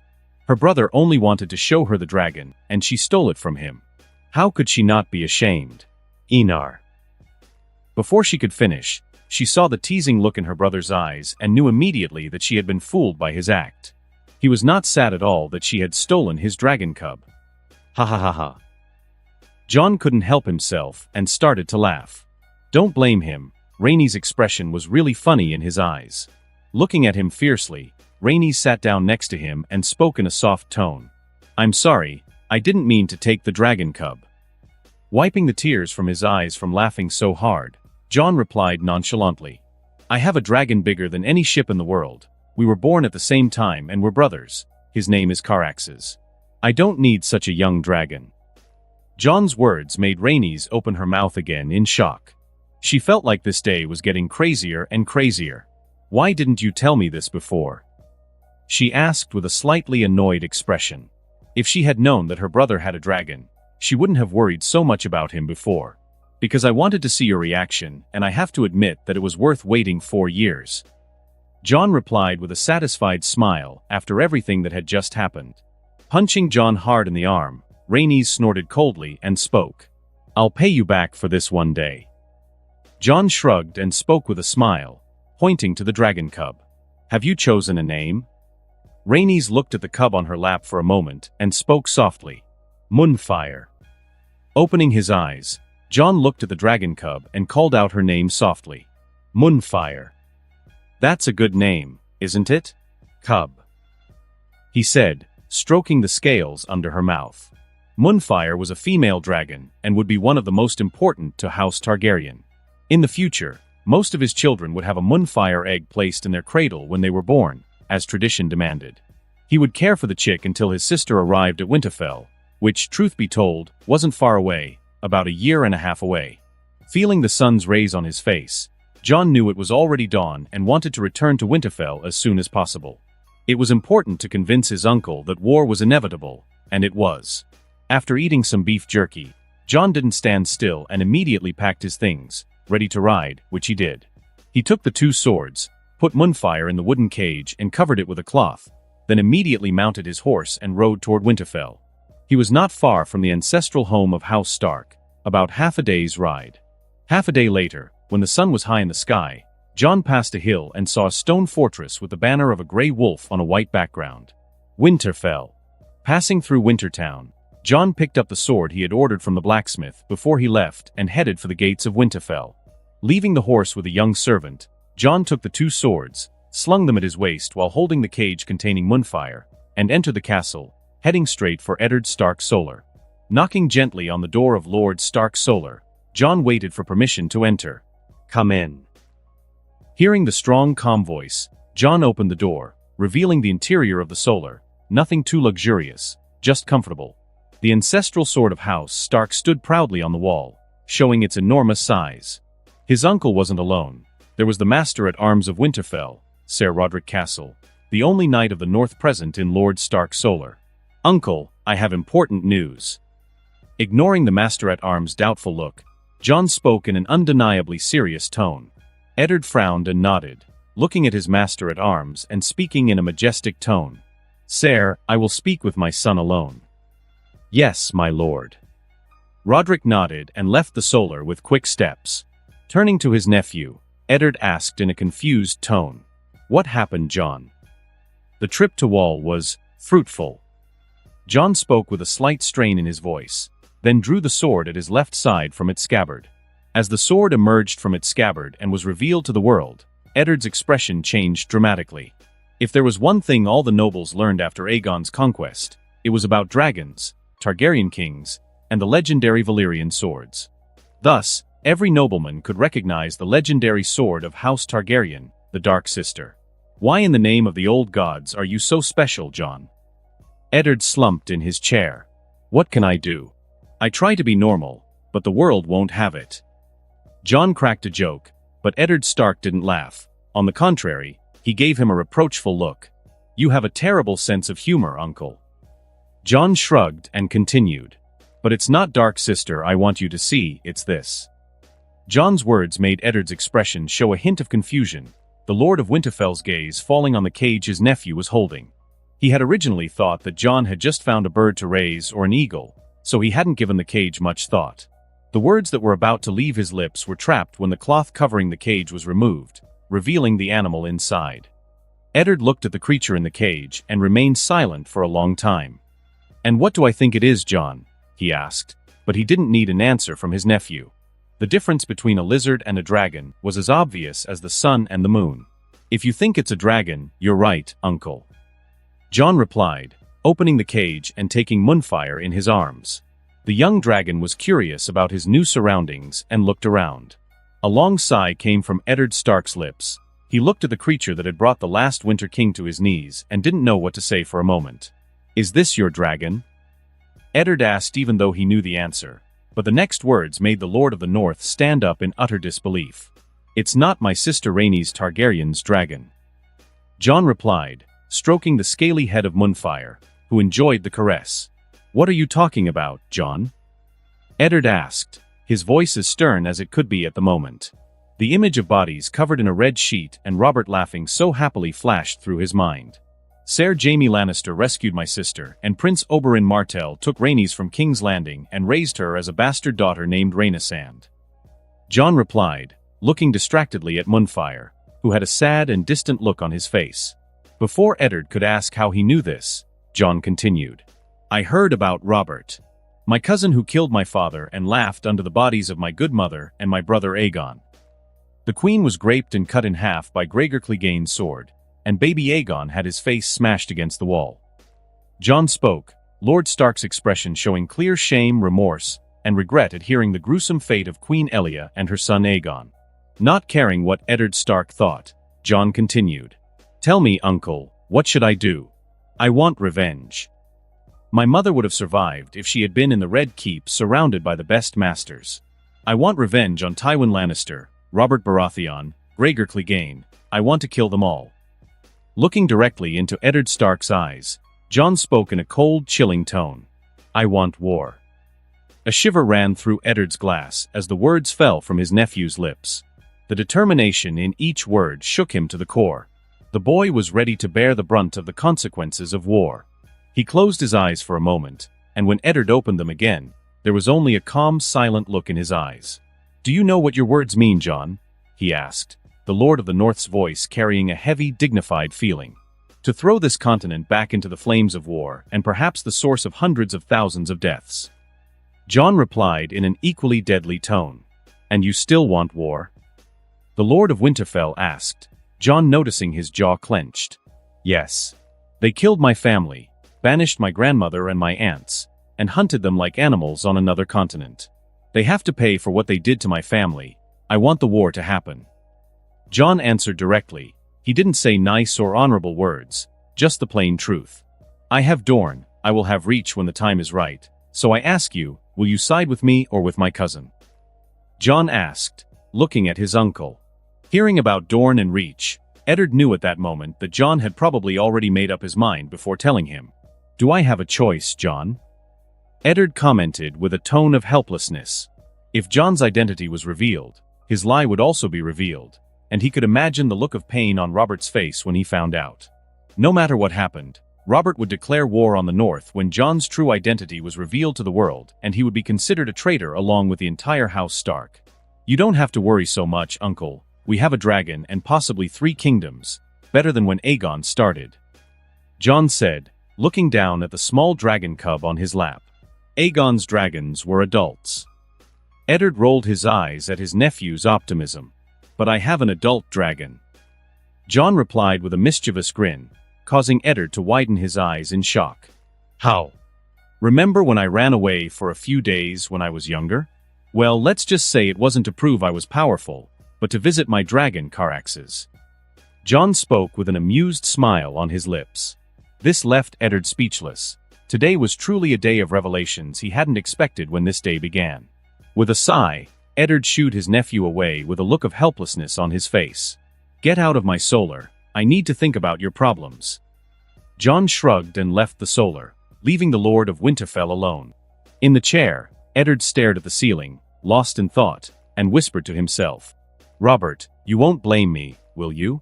I'm doing this for the family, as you would for yours. Crown Lands, King's Landing. Inside the huge red fortress built beneath Aegon's Hill, in the small council chamber, 7 men sat in their respective positions. Just as everyone was about to start the meeting, the camera doors were opened and a strong smell of wine floated into the room. All 7 men rose from their seats and spoke at the same time. Your Grace. Whoever came in was a tall and mostly fat man. If someone had told them that this man had been known as the Demon of the Trident 10 years ago, no one would have believed them. Robert I. Baratheon was a shell of his former self, a distant echo of the man he once was. Taking a sip of wine from the mug, Robert ignored everyone and sat down on the main chair with his fat body, looking at his advisors with his deep blue eyes. His black hair was disheveled and his beard was large and dirty. Frankly, if it weren't for the expensive and noble clothes, it was hard to believe that such a man was the king of an entire continent. Robert looked more like a mercenary from Essos than a king. Anyone present could see that, but no one said anything or dared, not even the hand of the king, Jon Arryn. Lord Arryn looked at Robert with a hint of helplessness in his usually stern expression. He snorted loudly and began to speak. With the king's arrival, we will begin the small council. My lords, there are two important pieces of news that my little birds have heard recently. The gentle words, soft and even too delicate for a man, caught everyone's attention, including Robert, who was still drinking non-stop. We are listening, Lord Varys. Lord Arryn commented, gesturing for Varys to continue. Yes, the bald, fat man was Varys, the spider, the eunuch, the master of whispers. Varys is a chubby, bald eunuch with soft white hands and round shoulders. The Lord of Winterfell, Eddard of House Stark, has begun the renovation of the Kaelin Moat, which will be the fief of his second son, Brandon Stark. Varys spoke in a soft voice, his small eyes narrowing slightly, a smile on his lips as the Master of Whispers glanced discreetly at everyone present. Ha ha ha ha. Robert laughed at the mention of his brother coming from the eunuch. Although they didn't share blood, they had grown up together and were closer than his own blood brothers. This silent wolf has 5 children and the 6th is on the way. Robert was in a good mood and took another sip of wine, apparently to toast his great friend, or was it just another reason for him to drink until he passed out? Your Grace, I don't think it's appropriate for Lord Stark to complete such a project. If the Kaelin Moat is successfully rebuilt, it will be extremely difficult for armies to invade the north in the future. The master of the ships, Stannis Baratheon, spoke at that moment. His voice was as serious and calm as one would expect from a man. Bang! Robert had slammed the table down so hard that everyone was stunned for a moment. The king's blue eyes glared at his brother. Don't you dare slander Ned with your paranoia, Stannis. Robert nearly roared at his younger brother. I can trust that man with my back without hesitation. Stannis felt a sense of humiliation and anger at the angry outburst from his king and brother. He was only thinking of his family, but Robert couldn't see how dangerous it was to have an untouchable north. But as a loyal vassal and brother to the king, Stannis still had to warn of the consequences of the North's actions. You can trust him, but what about your children and the children after them? Then marry my children to his. Robert replied angrily. He trusted Ned and trusted even more in the upbringing the Lord of Winterfell would give his children. The King of the Seven Kingdoms had no doubt that all the sons and daughters of the Lord of the North would be honorable men and women. Surprisingly, Jon Arryn nodded in satisfaction at Robert's words. Your Grace has made a good proposal. We can marry Princess Myrcella to Robb Stark and Prince Tommen to Lady Sansa Stark. Lord Arryn didn't know it, but those words had changed his fate. Robert just let out a satisfied grunt in agreement with Jon Arryn's words. Turning back to Varys, Robert asked in a slightly impatient voice. What is the second important matter, eunuch? Varys' face remained unchanged as he listened to the king's words. He simply stood and answered in a respectful tone. The Red Faith has received Queen Mother Rhaella and Princesses Visenya and Daenerys Targaryen. A snarl came from Robert's lips when he heard the eunuch's words. And what does the Red Faith want with the dragon spawn? Varys looked at the king about to explode with fury and couldn't help thinking that Robert was also a dragon spawn, since his grandmother was a legitimate Targaryen, which, ironically, was Robert's greatest claim to the Iron Throne. Unfortunately, that is beyond my information. Varys replied, bowing apologetically. A goblet of wine was thrown towards Varys, but he missed, the goblet passing dangerously close to him while the eunuch remained with the same gentle, courteous smile. Useless eunuch, I pay for your services and you don't know something so basic. Robert, who had thrown a goblet at Varys, roared angrily, his eyes practically burning with rage. Varys wanted to roll his eyes. He was a spy, not a mind reader. How could he know what the Red Faith were thinking when they received the queen and the princesses? Of course he couldn't say, or his head would be on a pike the next morning after he spoke his mind. I will redouble my efforts, your grace. Varys spoke, bending down even more as he reached under the long, loose sleeves of his clothing, his fingers playing with the ring on his ring finger. Robert just snorted coldly and looked at his master of coin, Peter Baelish. The master of coin was a small man with a slender build. He had distinctive features, a small pointed beard on his chin, and dark hair with gray streaks running through it. He had laughing gray-green eyes that resembled the eyes of a cat. How much will it cost to take the lives of the 3 prostitutes? Robert asked, causing everyone to look at the king in disbelief, especially Jon Arryn, who looked at the boy he had raised like a son with a look of shock. If it's the House of Black and White, I'm afraid we can't afford it, your grace. With a polite smile, Littlefinger replied by bowing to Robert. whose expression grew even more somber at his words. Robert took a sip of wine to clear his throat and spoke in a cold tone, looking directly at Peter. "I don't care how you do it. Ask House Tyrell, the Iron Bank, or Old Tywin for money. I want the Targaryen bitches dead." "I'll do as you say, Your Grace." Smiling, Peter bowed and replied in a confident tone. Without waiting for everyone's reaction, Robert left with an irritated look on his face. His day had been made worse by the news of the remnants of House Targaryen. He hated anything to do with those incestuous abominations.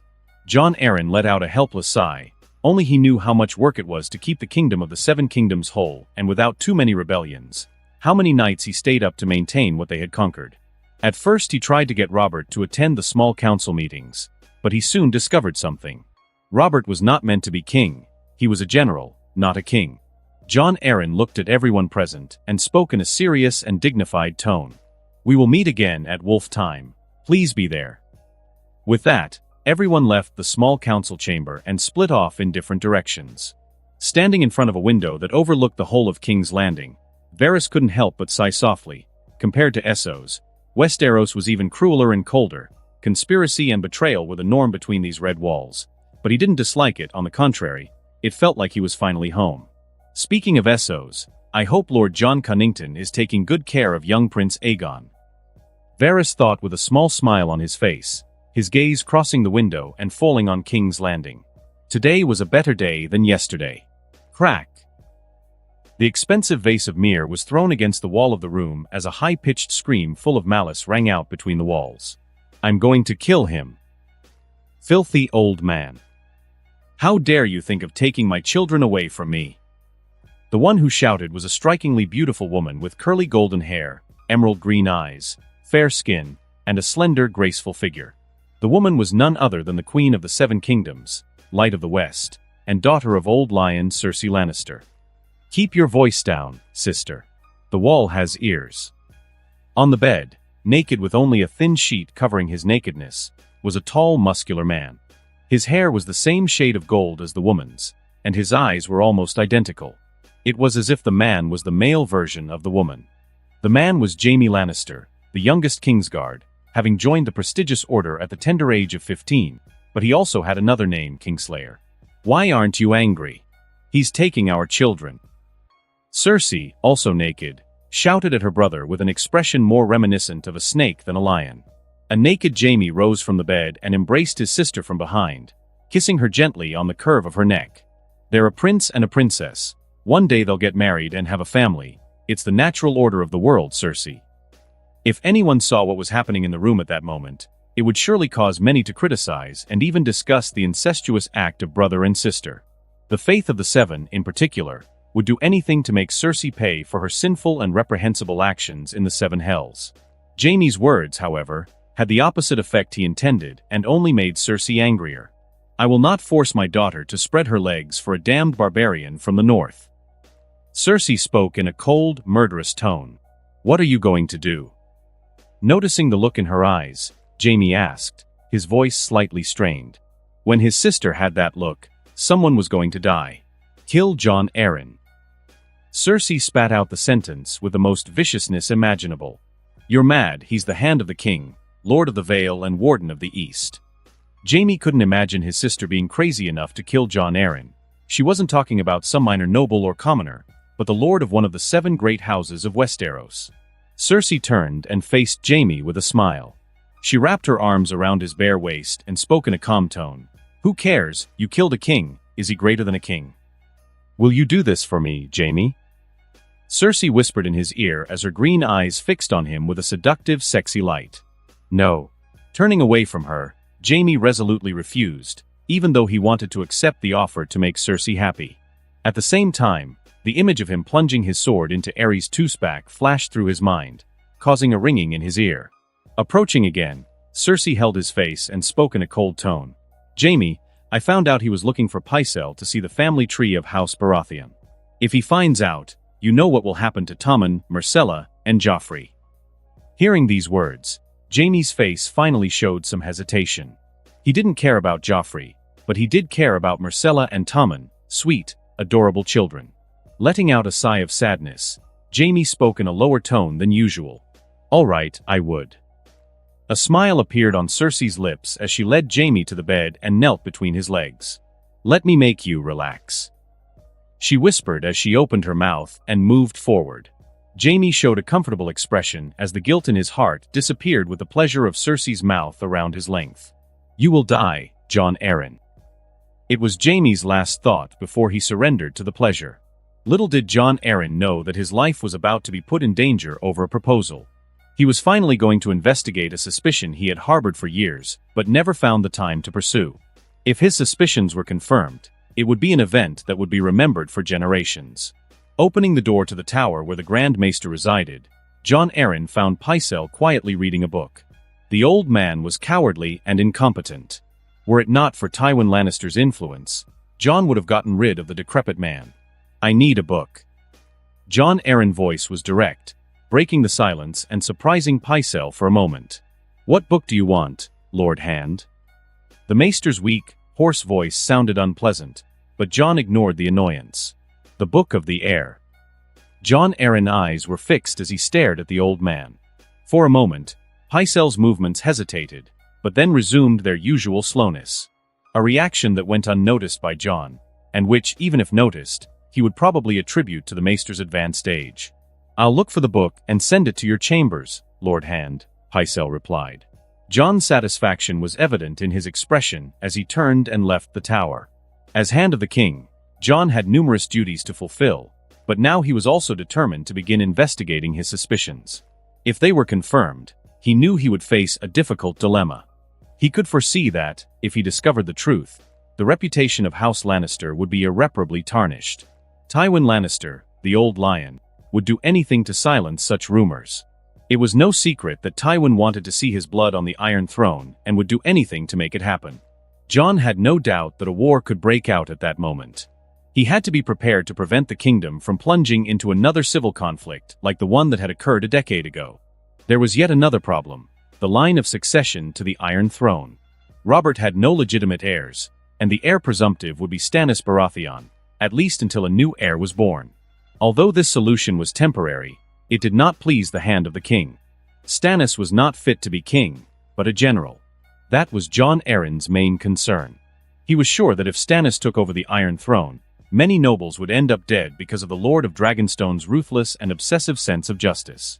In addition, under Stannis' reign, all bars, brothels, and any form of entertainment would be banned, not just in King's Landing, but throughout the Seven Kingdoms. Jon had no doubt that a rebellion would break out before he had even been in power for a year. Rumor had it that Stannis saw sex only as a means of reproduction, never as something for pleasure. It was known that the Lord of Dragonstone had not shared a bed with his wife for months, perhaps years. Another alternative would be Renly Baratheon, Robert's younger brother and current Master of Laws. However, this option was even more inconceivable to Jon Arryn. He would never allow a sword swallower, as evil tongues referred to Renly, to sit on the Iron Throne. And after Renly? What would happen? As far as he knew, the Master of Laws had never slept with a woman, openly preferring male company. How could such a man be accepted as king? While pondering the succession crisis, Jon felt a headache forming. His thoughts then turned to Eddard Stark, another of his sons by upbringing. Eddard had 5 sons, and a 6th was on the way. The prosperity of his house was enviable. Jon couldn't help but compare. While House Stark faced no succession problems, the crown was on the brink of chaos with a possible succession crisis. I just hope my suspicions are only suspicions, Jon Arryn muttered to himself, begging the Seven to have mercy on Westeros and not to have another war in the future. It was the least he could do for the Seven Kingdoms, which he himself had led to war 10 years ago in what became known as Robert's Rebellion, bringing down the Targaryen dynasty after almost 300 years in power. 6th moon of the year 294 AC Essos, free city of Volantis. Looking out over the city from the balcony of the Great Red Temple, Daenerys couldn't help but notice the tension in the air. The whole city seemed quieter than usual. The reason was simple. Volantis was about to be attacked by the greatest Khalasar in the Dothraki Sea. 40,000 men on horseback, led by Khal Drogo, the Khal who never lost a battle. Though she wasn't as interested in military matters as Visenya, she still knew the basics. But Daenerys didn't know how a nomadic tribe could meet the demand for so many men and horses.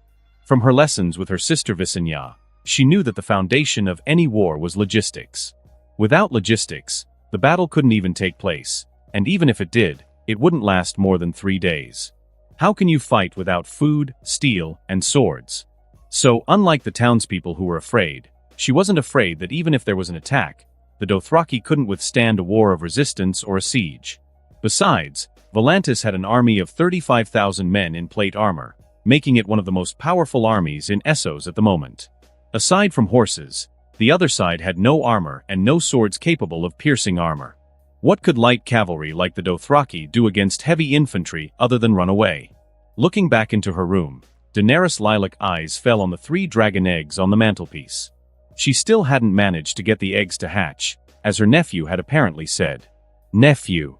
She still remembered her mother's expression of disbelief upon hearing of Enar's existence, the impact so great that the Queen of Westeros almost fainted from shock. Soon followed by a cry she never thought she would see her noble, strong mother cry in front of her. However, it was the first time Daenerys had seen her mother so happy. Daenerys didn't know what to feel for this sweet nephew she'd never met other than gratitude and happiness. The last year and a half had been the happiest of her life. Only someone who'd never had a safe home knows what it's like to live in fear of waking up to become a slave. Her nephew didn't know it, but he had made life better for her and the whole family. They had a chance to change and become stronger so that in the future they could help as much as possible and not just be a burden to her nephew when the time came. Still, even though she had never seen him or even known what he looked like, Daenerys had great affection for her nephew. A boy she had never met, but who for 4 years had commanded the Red Faith to seek out and protect her and her family. In her eyes, Enar was no different than the Prince Charming from an epic book from the Age of Heroes. He might as well have told me how to hatch the eggs. Daenerys looked at the 3 eggs in the fireplace and muttered to herself, puffing out her cheeks adorably. The tense atmosphere of the whole city didn't seem to bother the 11, almost 12-year-old. She had lived through too many murders to feel nervous at every moment of danger.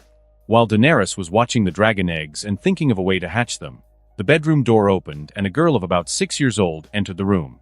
She had a round, flat face, dark skin, and eyes like molten gold, the typical features of the people of Noth. The girl wore a red robe, typical of the Red Faith, and looked very adorable. Princess. Missandei spoke, her voice sweet and melodious. Daenerys turned to the girl and smiled. Have you come to eat lemon tart with me again? She asked in an amused tone. The Dragon Princess had met this young woman at the Great Red Temple months ago, and since then the two had been almost inseparable, Daenerys finally having her first true friend. Missandei's cheeks took on a faint blush at the mention of the lemon tart. She wanted the ground to open up and swallow her whole with the shame she felt at the moment. Although she was indeed greedy for the tart, she had come with another purpose, by order of the Reverend Mother. Princess, the Reverend Mother has requested your presence in her solar. Missandei said in a very respectful tone. Call me Dany. Nudging her cheek, the Dragon Princess spoke in a strong, unquestioning voice. But you are a princess. Missandei muttered to herself. Are you going to disobey me? A week without lemon tart. Daenerys flashed a wicked smile and threatened the 6-year-old girl without hesitation. Missandei's face showed an expression of struggle. Her brothers had specifically reminded her to be respectful of Daenerys and her family, but the thought of living without lemon treats was worse than death to her. Seeing the struggle in her expression, Daenerys' gaze softened and she spoke, embracing the girl. You don't have to call me Dany in front of people, but call me Dany when we're alone. The fighting look on Missandei's face was improved by Daenerys' words. She nodded and spoke in her sweet voice, Dany. Daenerys' smile widened as she heard this, and she followed the girl out of the room and toward the Reverend Mother's solar. As she walked through the corridors, Daenerys noticed the guards, servants, red priestesses, and others looking at her with respect and awe. But she knew their respect was not for her, but for her nephew. Their Messiah, the prophet who would lead them through the long night. The Son of Light. Honestly, she felt a sincere fear towards some of these people. They didn't treat her like a human, but almost like a goddess. At that moment, one of the men kneeled down with his forehead touching the ground, prostrating himself before her. If she felt like that, she couldn't imagine what her sweet nephew felt in front of these people. For these fanatics, he was their god and Messiah. Arriving at the Reverend Mother's solar, Daenerys entered with Missandei. As soon as she entered, she saw that her mother and sister had already arrived. Both were dressed as a queen and a princess. At the same time, Ser Willem, who was already old, was wearing white armor with a white cloak over his shoulders. Daenerys knew that this was the armor worn only by the Kingsguard. The moment Ser Willem earned that armor, she saw the man become emotional for the first time in years. Ser Willem had never been a Kingsguard. He was the master-at-arms of the Red Keep, but she knew the man had a dream of becoming a member of the Kingsguard, just like many boys in Westeros. Mother, sister, Ser Willem, Reverend Mother. Daenerys greeted everyone with a sweet, cheerful smile, making the atmosphere more relaxed, something she found she could do when things were too tense.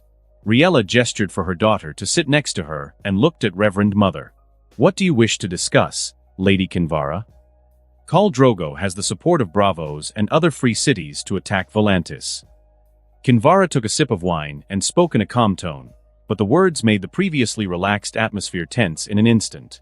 Kinvara continued, her expression unchanged in the face of such a dangerous situation. The expansion of the Red Faith in these 5 years has made the free cities cautious. The massive growth of the Fiery Hand hasn't helped either, making the free cities unable to stand by and watch our power grow. Are we talking about supporting with soldiers or just supporting with logistics? Visenya asked, asking exactly what the problem was. Both options were bad news for the Volatins. If it was just logistical support, Volantis could retreat to the city and start a battle in the city. The Dothraki horses would be useless in the narrow streets of the city. Even blocking the streets with wooden stakes could prevent enemy troops from advancing. But if it's support with soldiers, that means the free cities have sent soldiers as well as logistical support. Which was bad news, since infantry could enter the city more easily than Dothraki cavalry. But since you're so calm, it looks like Volantis has a hidden trump card. Visenya finished, looking deeply at Kinvara. Kinvara looked at the 18-year-old girl with a hint of admiration. As the princess said, the Emperor's daughters have reported that the free cities have sent soldiers with a large amount of logistics. Enough supplies to sustain an army of hundreds of thousands for months. Fortunately, there weren't 100,000 men on the other side, only about 50 to 60,000 men. And how are we supposed to stop 60,000 men? Riella asked with a slightly helpless expression. Kinvara's next words, however, caused Riella's eyes and those of everyone else in the room to widen in shock. The Son of Light will come to Essos to destroy the army of sinners. His fire will purify the heretics and infidels. Westeros continent, North, Winterfell Castle. Uncle, I'm going away for a few months. Eddard heard his nephew's words and looked in surprise at the tall, broad-shouldered young man before him. He looked nothing like the 11, almost 12-year-old young adult he was at the moment. If you had said Jon was 16 or 17, he would have easily believed you. Sometimes Eddard wondered if someone was feeding Jon giant wolf milk to make his nephew grow up so much in such a short time. Next to him, Robb looked like a little boy, and his son wasn't little, he was big for his age. Where are you going? Eddard asked curiously. After nearly 2 years of preparing for war, he and his nephew had become much closer. He was beginning to get to know the real Jon, not the boy he showed off to everyone. His nephew was terribly brilliant. His strategies, his courage, his daring, and his calm made the Lord of the North sigh that there really were people who were born to rule and command armies. Jon was just such a talented and brilliant person. I'm going to Essos. Jon replied in a calm tone, much more regal than a year ago. My grandmother and aunts are in danger. A horde of Dothraki is ready to invade Volantis. Eddard's face changed dramatically at his nephew's words. Though Jon spoke in a calm tone, how could he not see that this was a truly dangerous situation? Will you ride your dragon? Eddard frowned and asked, finally letting out a sigh. Though he knew this day would come, it came too soon. He had hoped to spend a few more years growing stronger, but it looked like war was just around the corner. Don't worry, uncle. The plan will happen as planned, in the year 296. Jon certainly knew of his uncle's concern and spoke up, calming the turbulent feelings in the chest of the most powerful man in the north. Are you going to kill everyone? Eddard asked, not knowing the size of the dragon called Caraxes, but knowing from his nephew's words that the creature was powerful. They are rapists and a greater evil that must be exterminated. Jon spoke, his expression indifferent and cold. He would kill the men who could fight and let the women and children live. In a few centuries, These people will have forgotten the ways of the Dothraki and will choose to adapt or join another civilization. Jon didn't need rapists and thieves to bother him when he came to conquer Essos later. He could just as easily burn the whole V's Dothraki to the ground. As for conquering such a people, Jon didn't even think about it and resolutely refused. How much damage these people had already done to the world could not be calculated. Then let him act as God for the first time and purge this evil from the world. When are you leaving? Eddard asked with a hint of concern in his eyes.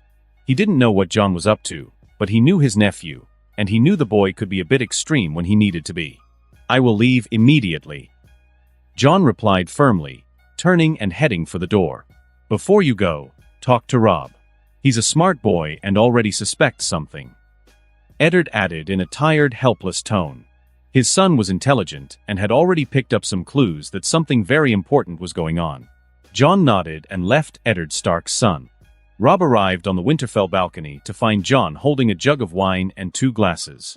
This is our father's private wine. How did you get it? Robb asked, smiling as he poured himself a glass of wine. He brought it to his lips and sighed pleasantly at the slightly sweet and spicy taste. The heir of Winterfell did not like the strong northern drink. It was the most unpalatable thing he had ever drunk in his life. I stole it from him. I bet he'll be furious when he finds out. Jon replied with an equally amused smile. Jon and Robb hadn't noticed, but a pair of gray eyes were staring at them with a curious expression. The night sky cleared to reveal Arya's figure, secretly watching the 2 brothers. Jon looked at Robb and spoke, taking the heir of the North by surprise. I'm leaving in a few moments. Where to? He asked curiously. A look of envy appeared on Robb's face, knowing that Jon would be traveling far again. If there was one thing he wanted, it was to be able to travel freely. But as heir to Winterfell, he couldn't and probably wouldn't travel that far in his life. The continent of Essos, Volantis to be exact. Jon replied. The words shocked Robb and Arya, who had been listening in secret. That far? Robb asked, still shocked at such a long and possibly dangerous journey. They wouldn't see each other for years, would they? I have to rescue a queen and 2 princesses in a tower. Jon spoke in an amused tone, a smile playing on his lips. Robb thought Jon was joking with those words, but when he saw the purple eyes full of seriousness, he looked at Jon in shock. You're not joking? He asked, still shocked. Sipping his wine, Jon smiled at Robb and spoke in confirmation of his words. Yes, I'm going to rescue Queen Rhaella Targaryen and her daughters, Princesses Visenya and Daenerys. Why? Was the only thing that came out of Robb's mouth. Wouldn't you save your family, Robb? I'm doing the same. Jon's words were like a punch to Robb's gut, making him look at Jon rigidly. Jon's words were no different than admitting that he was from House Targaryen. Trying to remember when House Stark married House Targaryen, Robb's face turned slightly pale at the thought of a certain possibility. It seems you guessed. You were always good at analyzing things. Jon sighed when he saw the look on Robb's face. Jon continued. Believe me, I was also surprised when I found out that my parents got married and conceived me in the middle of a war. Robb's expression softened at the mention of marriage. As long as Jon was not the product of grape, he was happy for his brother, or rather cousin. Is that why you always were handsomer than me? Robb, still shocked by the shocking news, tried to lighten the mood with a joke. Jon looked at Robb in amusement and spoke in a smug tone. What can I do? I'm incredible in every sense of the word. Robb rolled his eyes and let out a sigh filled with complex emotions. So you're the heir to the Iron Throne. That is true. Jon nodded. What else do you want to tell me? Do you have a dragon too? When Robb said it, it was a joke, but when he saw the smile on Jon's lips and the teasing look on his face, he swallowed. Filling the wine glass as full as he could, Robb drank all the wine in the glass in one go. I need more. I'm not leaving until I'm unconscious. Robb muttered to himself, making Jon laugh. He really liked it when people found out about Caraxes. Would you like to fly in Caraxes? I can take you. Jon invited Robb without hesitation. But the heir of Winterfell quickly shook his head and vehemently refused. I'd rather stay safe on the ground with no chance of falling from the sky. Coward. Jon snorted coldly with an amused look in his eyes. I'm not a coward.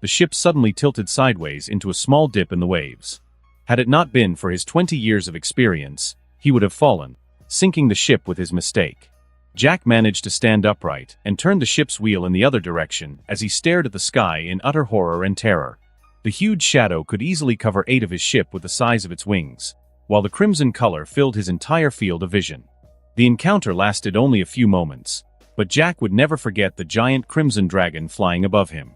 Swallowing dryly, he swore he saw someone riding the huge crimson beast, the white-gold color of his hair so obvious that he couldn't have missed it. However, Jack's expression changed dramatically when he noticed the direction in which what he assumed to be a dragon was heading, toward the most powerful free city on the continent of Essos, the city of 100 islands, Bravos. Dragon. Captain, did we drink too much or did we really see a damn dragon? Captain, can we go somewhere else? I don't want to turn into dragon dung. I still have a pregnant mother and a beautiful wife waiting for me at home to take care of them. You like giving your ass, you son of a bitch, what a wife you have. Who says I can't be married because of that? Did anyone notice that he said his mother was pregnant while his wife wasn't? Was it just me who found that odd? Captain, I have to go to the bathroom. I feel like I've shit myself. Hearing the voices of his crew, Jack smiled helplessly, but was still grateful to have such a brave crew. Anyone else would probably have jumped into the sea in such fear. Shut up, you bastards, and set sail. We want to get to Bravos, or what's left of it, as soon as possible. And Jason, go and change your clothes, you stink of shit. Jack shouted loudly, pointing at the newest recruit who had shit his pants. Yes, Captain. Jason said with an embarrassed look on his face and ran towards the interior of the ship, listening to the laughter of his companions. I hope Bravos is still standing. Jack muttered to himself, knowing that the city had little chance of surviving a surprise attack from a dragon that size. Einar didn't know that he had scared a poor ship, and even if he did, he would probably laugh and fly around the ship a few more times, just to scare them a few more times. Sadistic? He didn't think so. His sense of humor was very good. Anyone who disagreed was not riding a dragon. It had been hours since he had left Westeros. The journey was going more smoothly than he had expected. There were no storms on the way, making the weather very pleasant for a flight. However, Einar could see that the hours-long journey was beginning to take its toll on his brother's body. The dragon had slowed down a lot compared to its initial speed when they left Westeros. Einar knew he had to land somewhere to rest and fly on to Volantis as quickly as possible. Einar naturally chose Bravos as a resting place. He really wanted to see the look on the face of the Sea Lord of Bravos when he saw the dragon flying over his city. He'd probably have a heart attack and die, right? From what he remembered, the man was old and very ill. At the same time, it was a warning that if they didn't behave, he wouldn't mind punishing the bastard city that had fled Valyria. He, Einar Targaryen, first of his name, was not exactly a sympathetic man like Jon Snow. Free city of Bravos.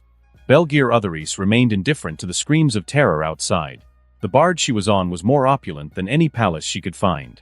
The finest and most expensive silks in Myr, goose feather pillows, pearls scattered everywhere, gold and silver decorating the walls in beautiful and elegant detail. There were cold drinks even on the hottest day and warm, cozy sheets at night, her bed as wide as a third of the ship itself. She was certainly treated like a worthy queen. But the reason Belgir didn't run away like everyone else was simple. Not far from her boat, on one of Bravos' hundreds of islands, was a huge draconic head. Its red eyes, like hot coals, stared at her with a mixture of curiosity and disinterest.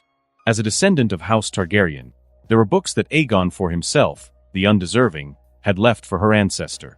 So she knew all about the dragons she had dreamed of riding as a child. Eventually, she put those sweet, innocent dreams aside, thinking that dragons no longer existed.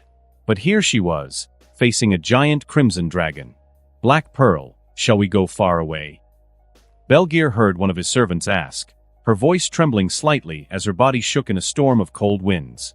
Belgir made her decision in an instant, looking at her servant and speaking in a sweet, gentle tone. No, dock on the island. We received such a distinguished guest in Bravos. Why, yes. The servant's face showed a clear expression of fear and sorrow, but she nodded. Unlike other guests, Belgir personally prepared the drinks, snacks, and the room they would share, even making the bed, thinking she might have a luxurious day today. Something she didn't allow all the men, perhaps of the hundreds of men she danced with, only 3 actually got to share the bed with her. Seeing that everything was as welcoming as possible, Belgear wore a satisfied expression as he felt the boat dock at the island, and a young male voice sounded elegant and polite. What an honor for me to be received by a distant relative. I must say fate likes to be welcoming sometimes.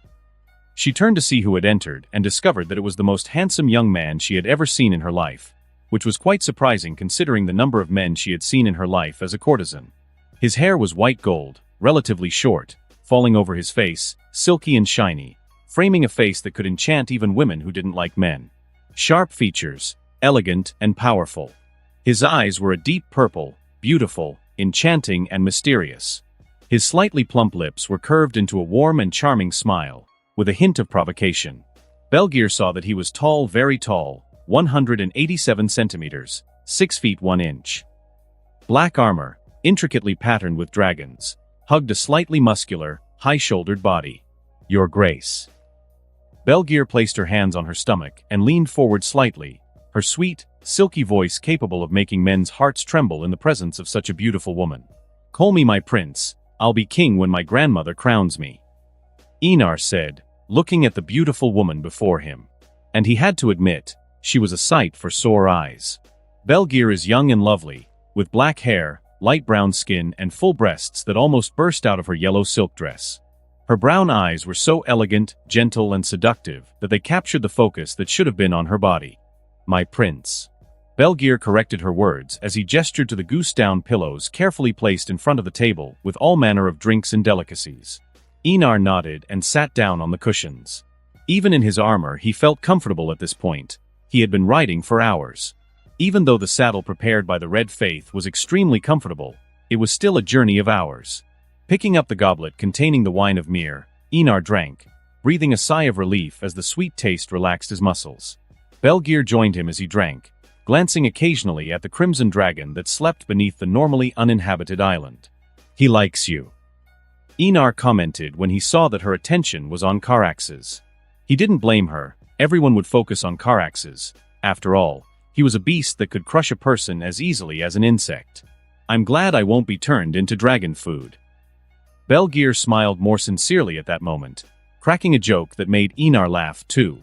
I haven't introduced myself. Forgive my rudeness. Einar spoke, looking at the woman who made the atmosphere more comfortable and hospitable just by her presence and words. Einar of House Targaryen, first my name, Rider of Caraxes, and other titles I'll have to leave out for now because it's too long. A graceful and genuine laugh escaped Belgear's plump lips. She covered her mouth with her hand and narrowed her eyes in amusement. Many like to talk about their gigantic titles. My prince does the opposite. What can I do? I've always been someone who didn't like long titles. Einar smiled and replied in an equally amused and confident tone. Belgear Otheris, my lord. The Black Pearl of Bravos introduced herself, refilling Einar's wine glass. Her smile was seductive and graceful. The heir to the Iron Throne couldn't help but sigh at how extraordinarily charming this woman was. Truthfully, in his previous life, Einar wouldn't have had the courage to approach and speak to such a beautiful woman as casually as he did now, but in this life, he had gained self-confidence thanks to Queen Rhaenys, who had taught him how to behave and speak in front of women during her etiquette lessons. Without realizing it, Einar and Belgear drank and began to chat, laughter filling the air around them. It wasn't hard to see that they were both enjoying each other's company. However, Einar's next question took Belgear by surprise. Won't you come back to Westeros with me in the future? My prince is very straightforward. Belgear joked in an amused tone. If it had been at the beginning of the conversation, she wouldn't have dared to be so casual and playful, but as it went on, she saw that Einar was an amusing, handsome, elegant, and polite young man. He practically embodied what it meant to be a prince in the eyes of every woman in the world. That's why she dared to be so casual and even playful during the conversation. But I must decline, the court will not be as comfortable as Bravos. Belgear replied with a sigh. It would be a lie to say she wasn't tempted. Being queen was one of the few powerful positions a woman could hold in this world. However, she wasn't suited to court life, especially in Westeros, where she had heard so many conspiracies, deaths, and murders. The young woman was so confident in her appearance that she thought Einar was interested in making her his queen. Einar just shrugged his shoulders when he heard her refusal. It was just a causal idea he had after speaking for Belgear for a while. Although if he had known Belliger's thoughts, he would have been speechless. He didn't want to take her as his queen, but as a handmaiden at his side in the future.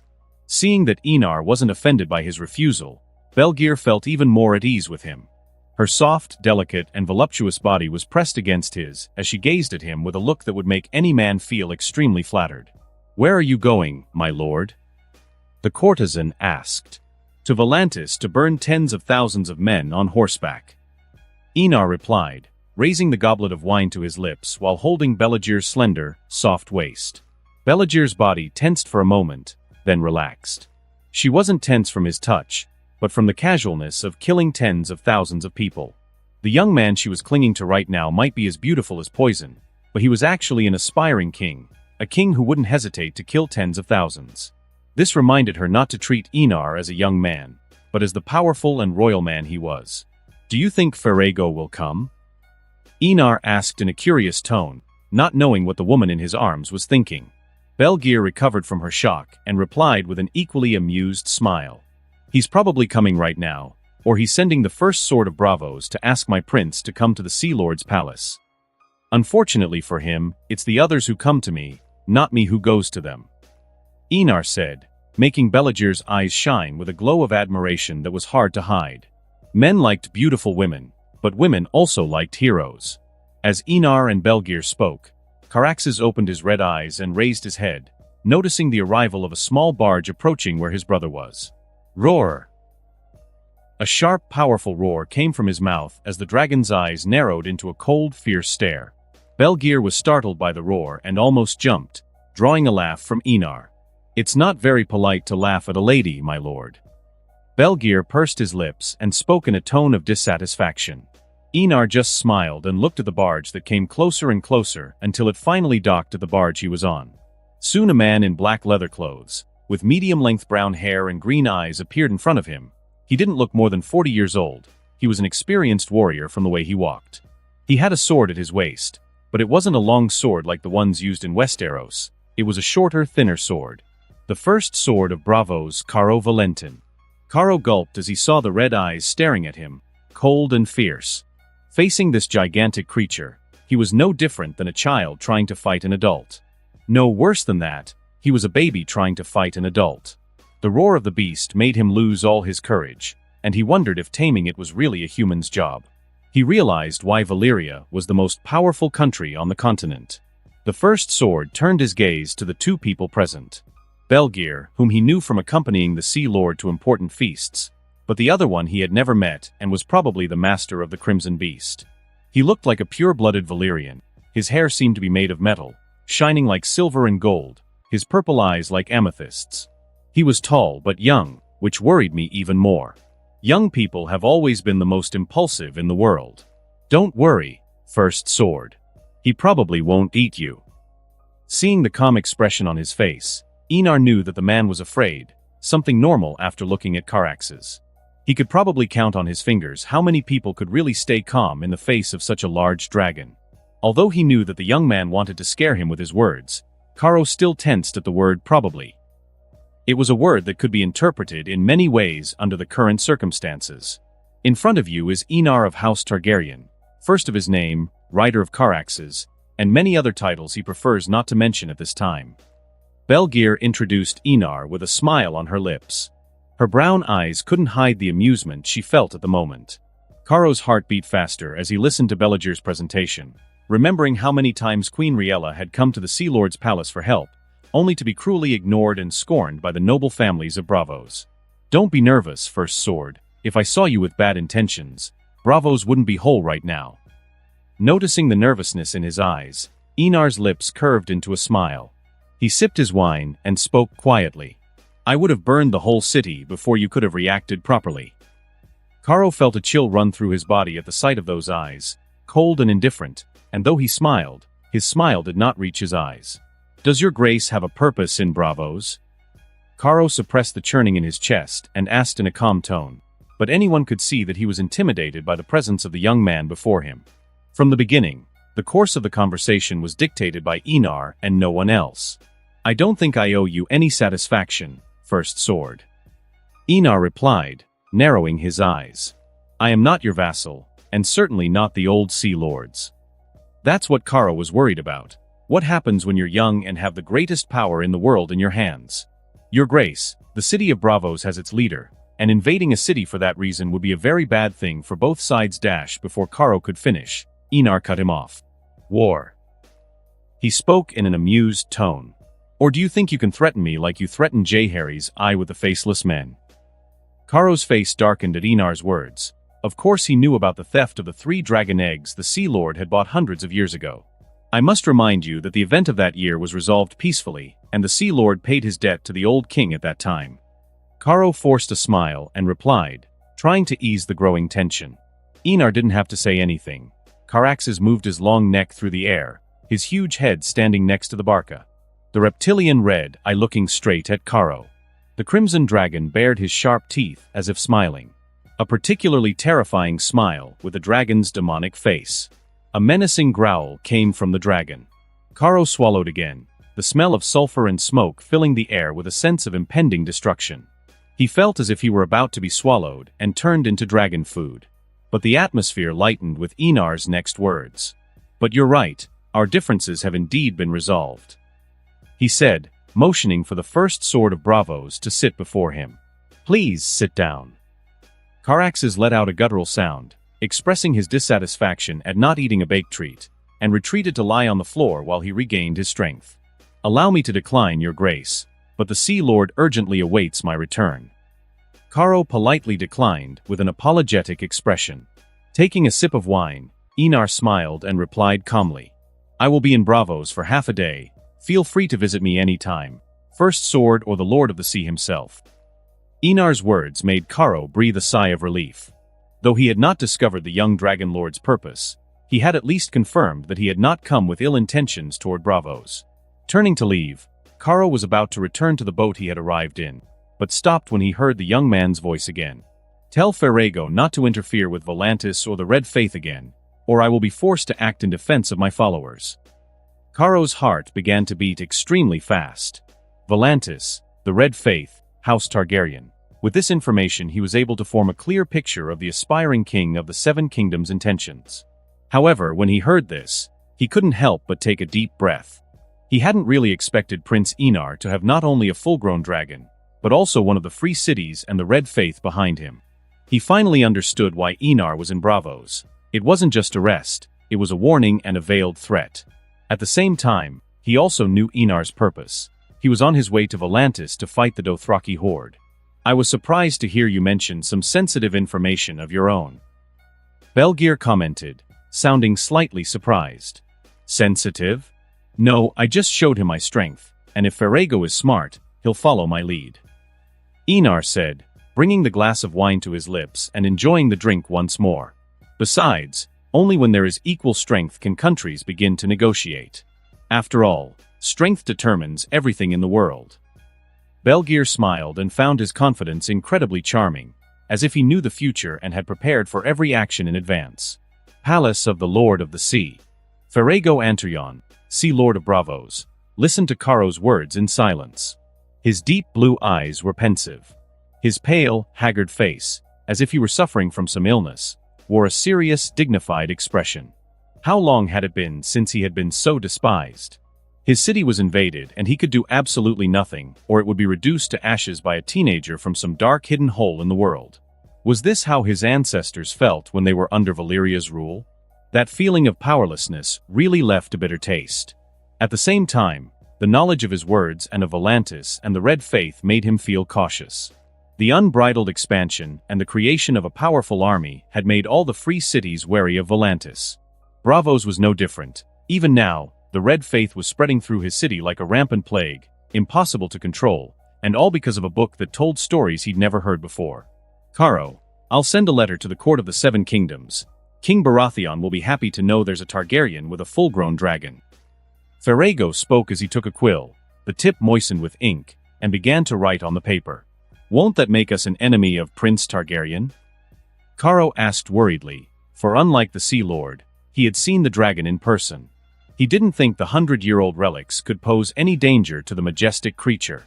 You are wrong, Karo. He wants me to do this. He wants the prestige and power that comes with it. and there's nothing more prestigious than burning an army of 60,000 men alive. He wants everyone to know of their deeds. Without raising his head, Ferrago replied in a calm tone. Caro remained silent. As Ferrago had said, Enar needed prestige to begin his reconquest.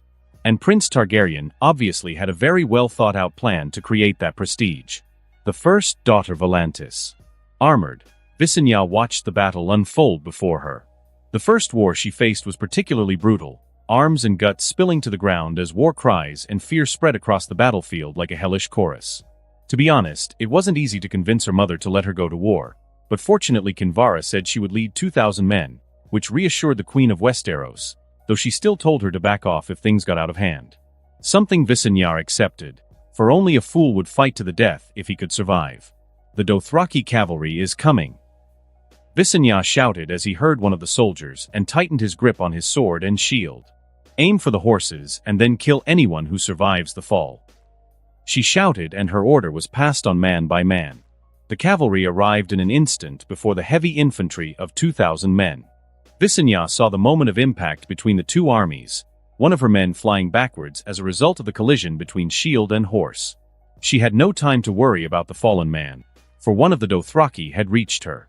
Visenya was not nervous. As someone who had already killed a few times, she would not be rattled by something like that. Seeing the sword called the horse rapist's arak, the dragon princess dodged the blade with ease, as it wasn't a large blade like the long swords. Swinging the sword without hesitation, she aimed not at the man but at the animal, cutting off one of the horse's legs with a swift blow, knocking the man to the ground. Visenya saw that she didn't need to kill the man, as the horse had already done the job for her by falling on the man riding it. Turning her gaze forward, she continued to fight the next enemy, always using the strategy of killing the horse first and then the man riding it. Something that all of the 2,000 men she led followed, becoming a grinder of human and horse flesh. Arrows tore through the air, killing a few unfortunate bystanders, but nothing a shield couldn't handle. 10 minutes later, Visenya took a deep breath, smelling the sickening scent of blood in the air.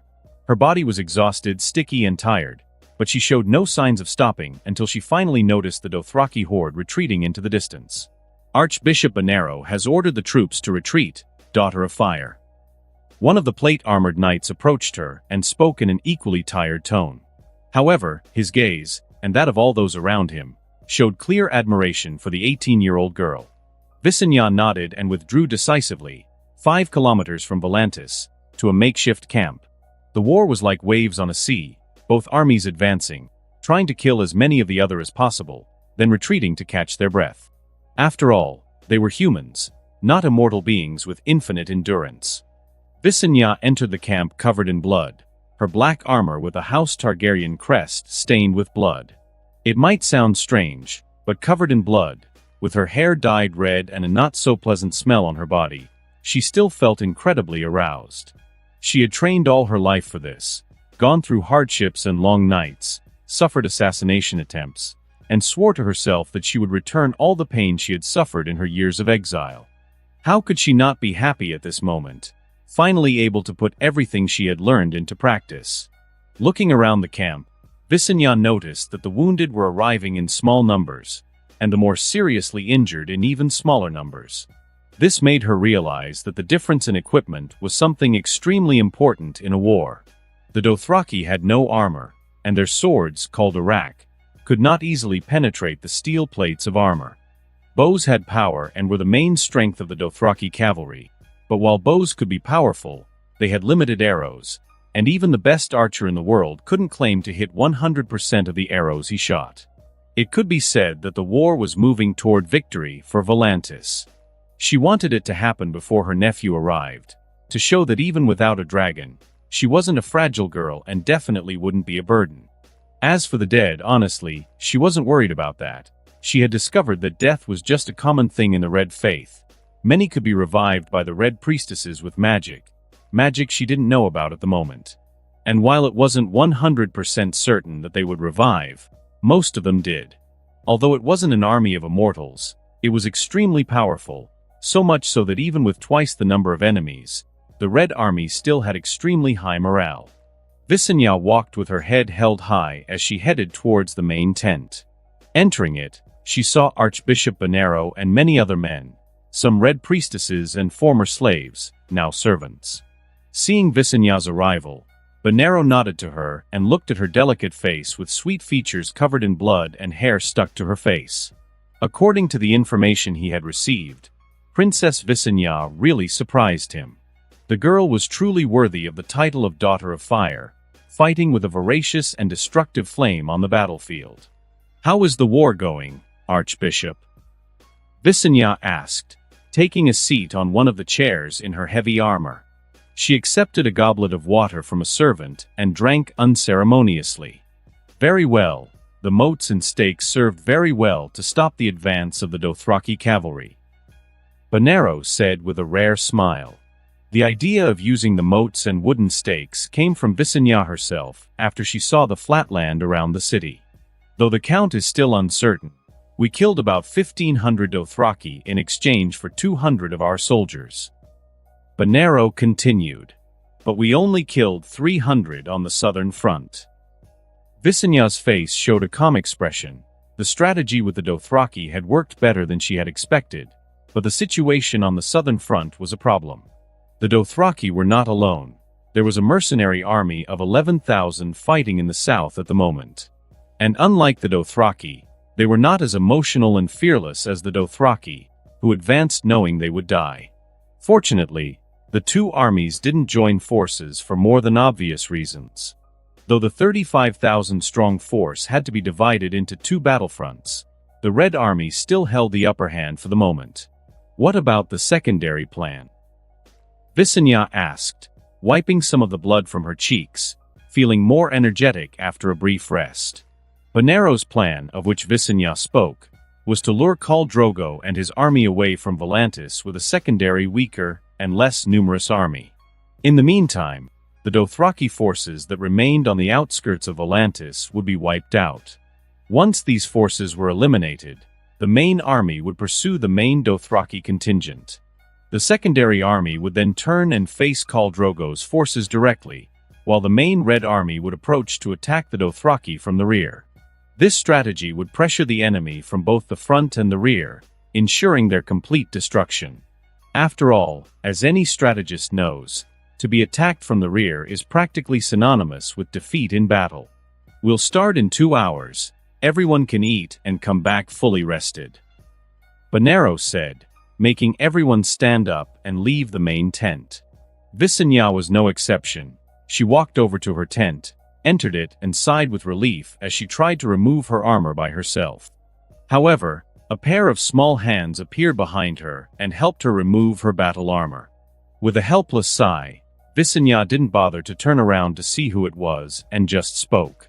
"Does our mother know?" Daenerys smiled innocently and replied, unbuckling her armor. "She thinks I'm asleep after studying for so long."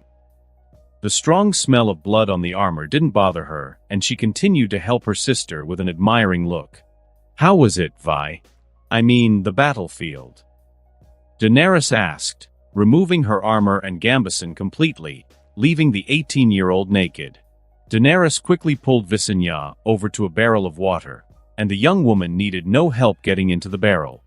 Visenya let out a pleasant moan as she submerged herself in the barrel, wrapped her arms around the barrel, and closed her eyes. War was cool, but it was too exhausting.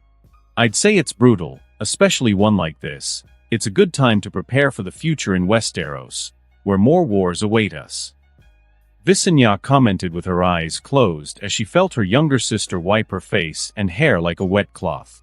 "Unfortunately, I'm too young to go to war," Daenerys commented with a tone of dissatisfaction at her mother's words. She had taken a man's life before, but she was too young to go to war.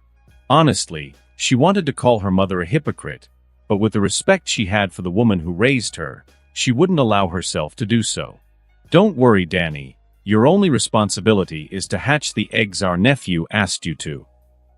Visenya comforted her sister in a soft, warm tone. Daenerys' eyes lit up when she heard this. The night before she had dreamed of blood and fire, a dream she remembered in detail. She assumed she had seen a clue to finding the source to hatch her lovely dragons from their eggs. "I will hatch them, sister." Daenerys spoke in a determined tone. And that concludes this episode. If you enjoyed it, I'd seriously love it if you guys could leave a like on the video, as it genuinely helps out so much, and it keeps me going. Plus, it takes only 1 second. That said, have a wonderful day. See you in the next one.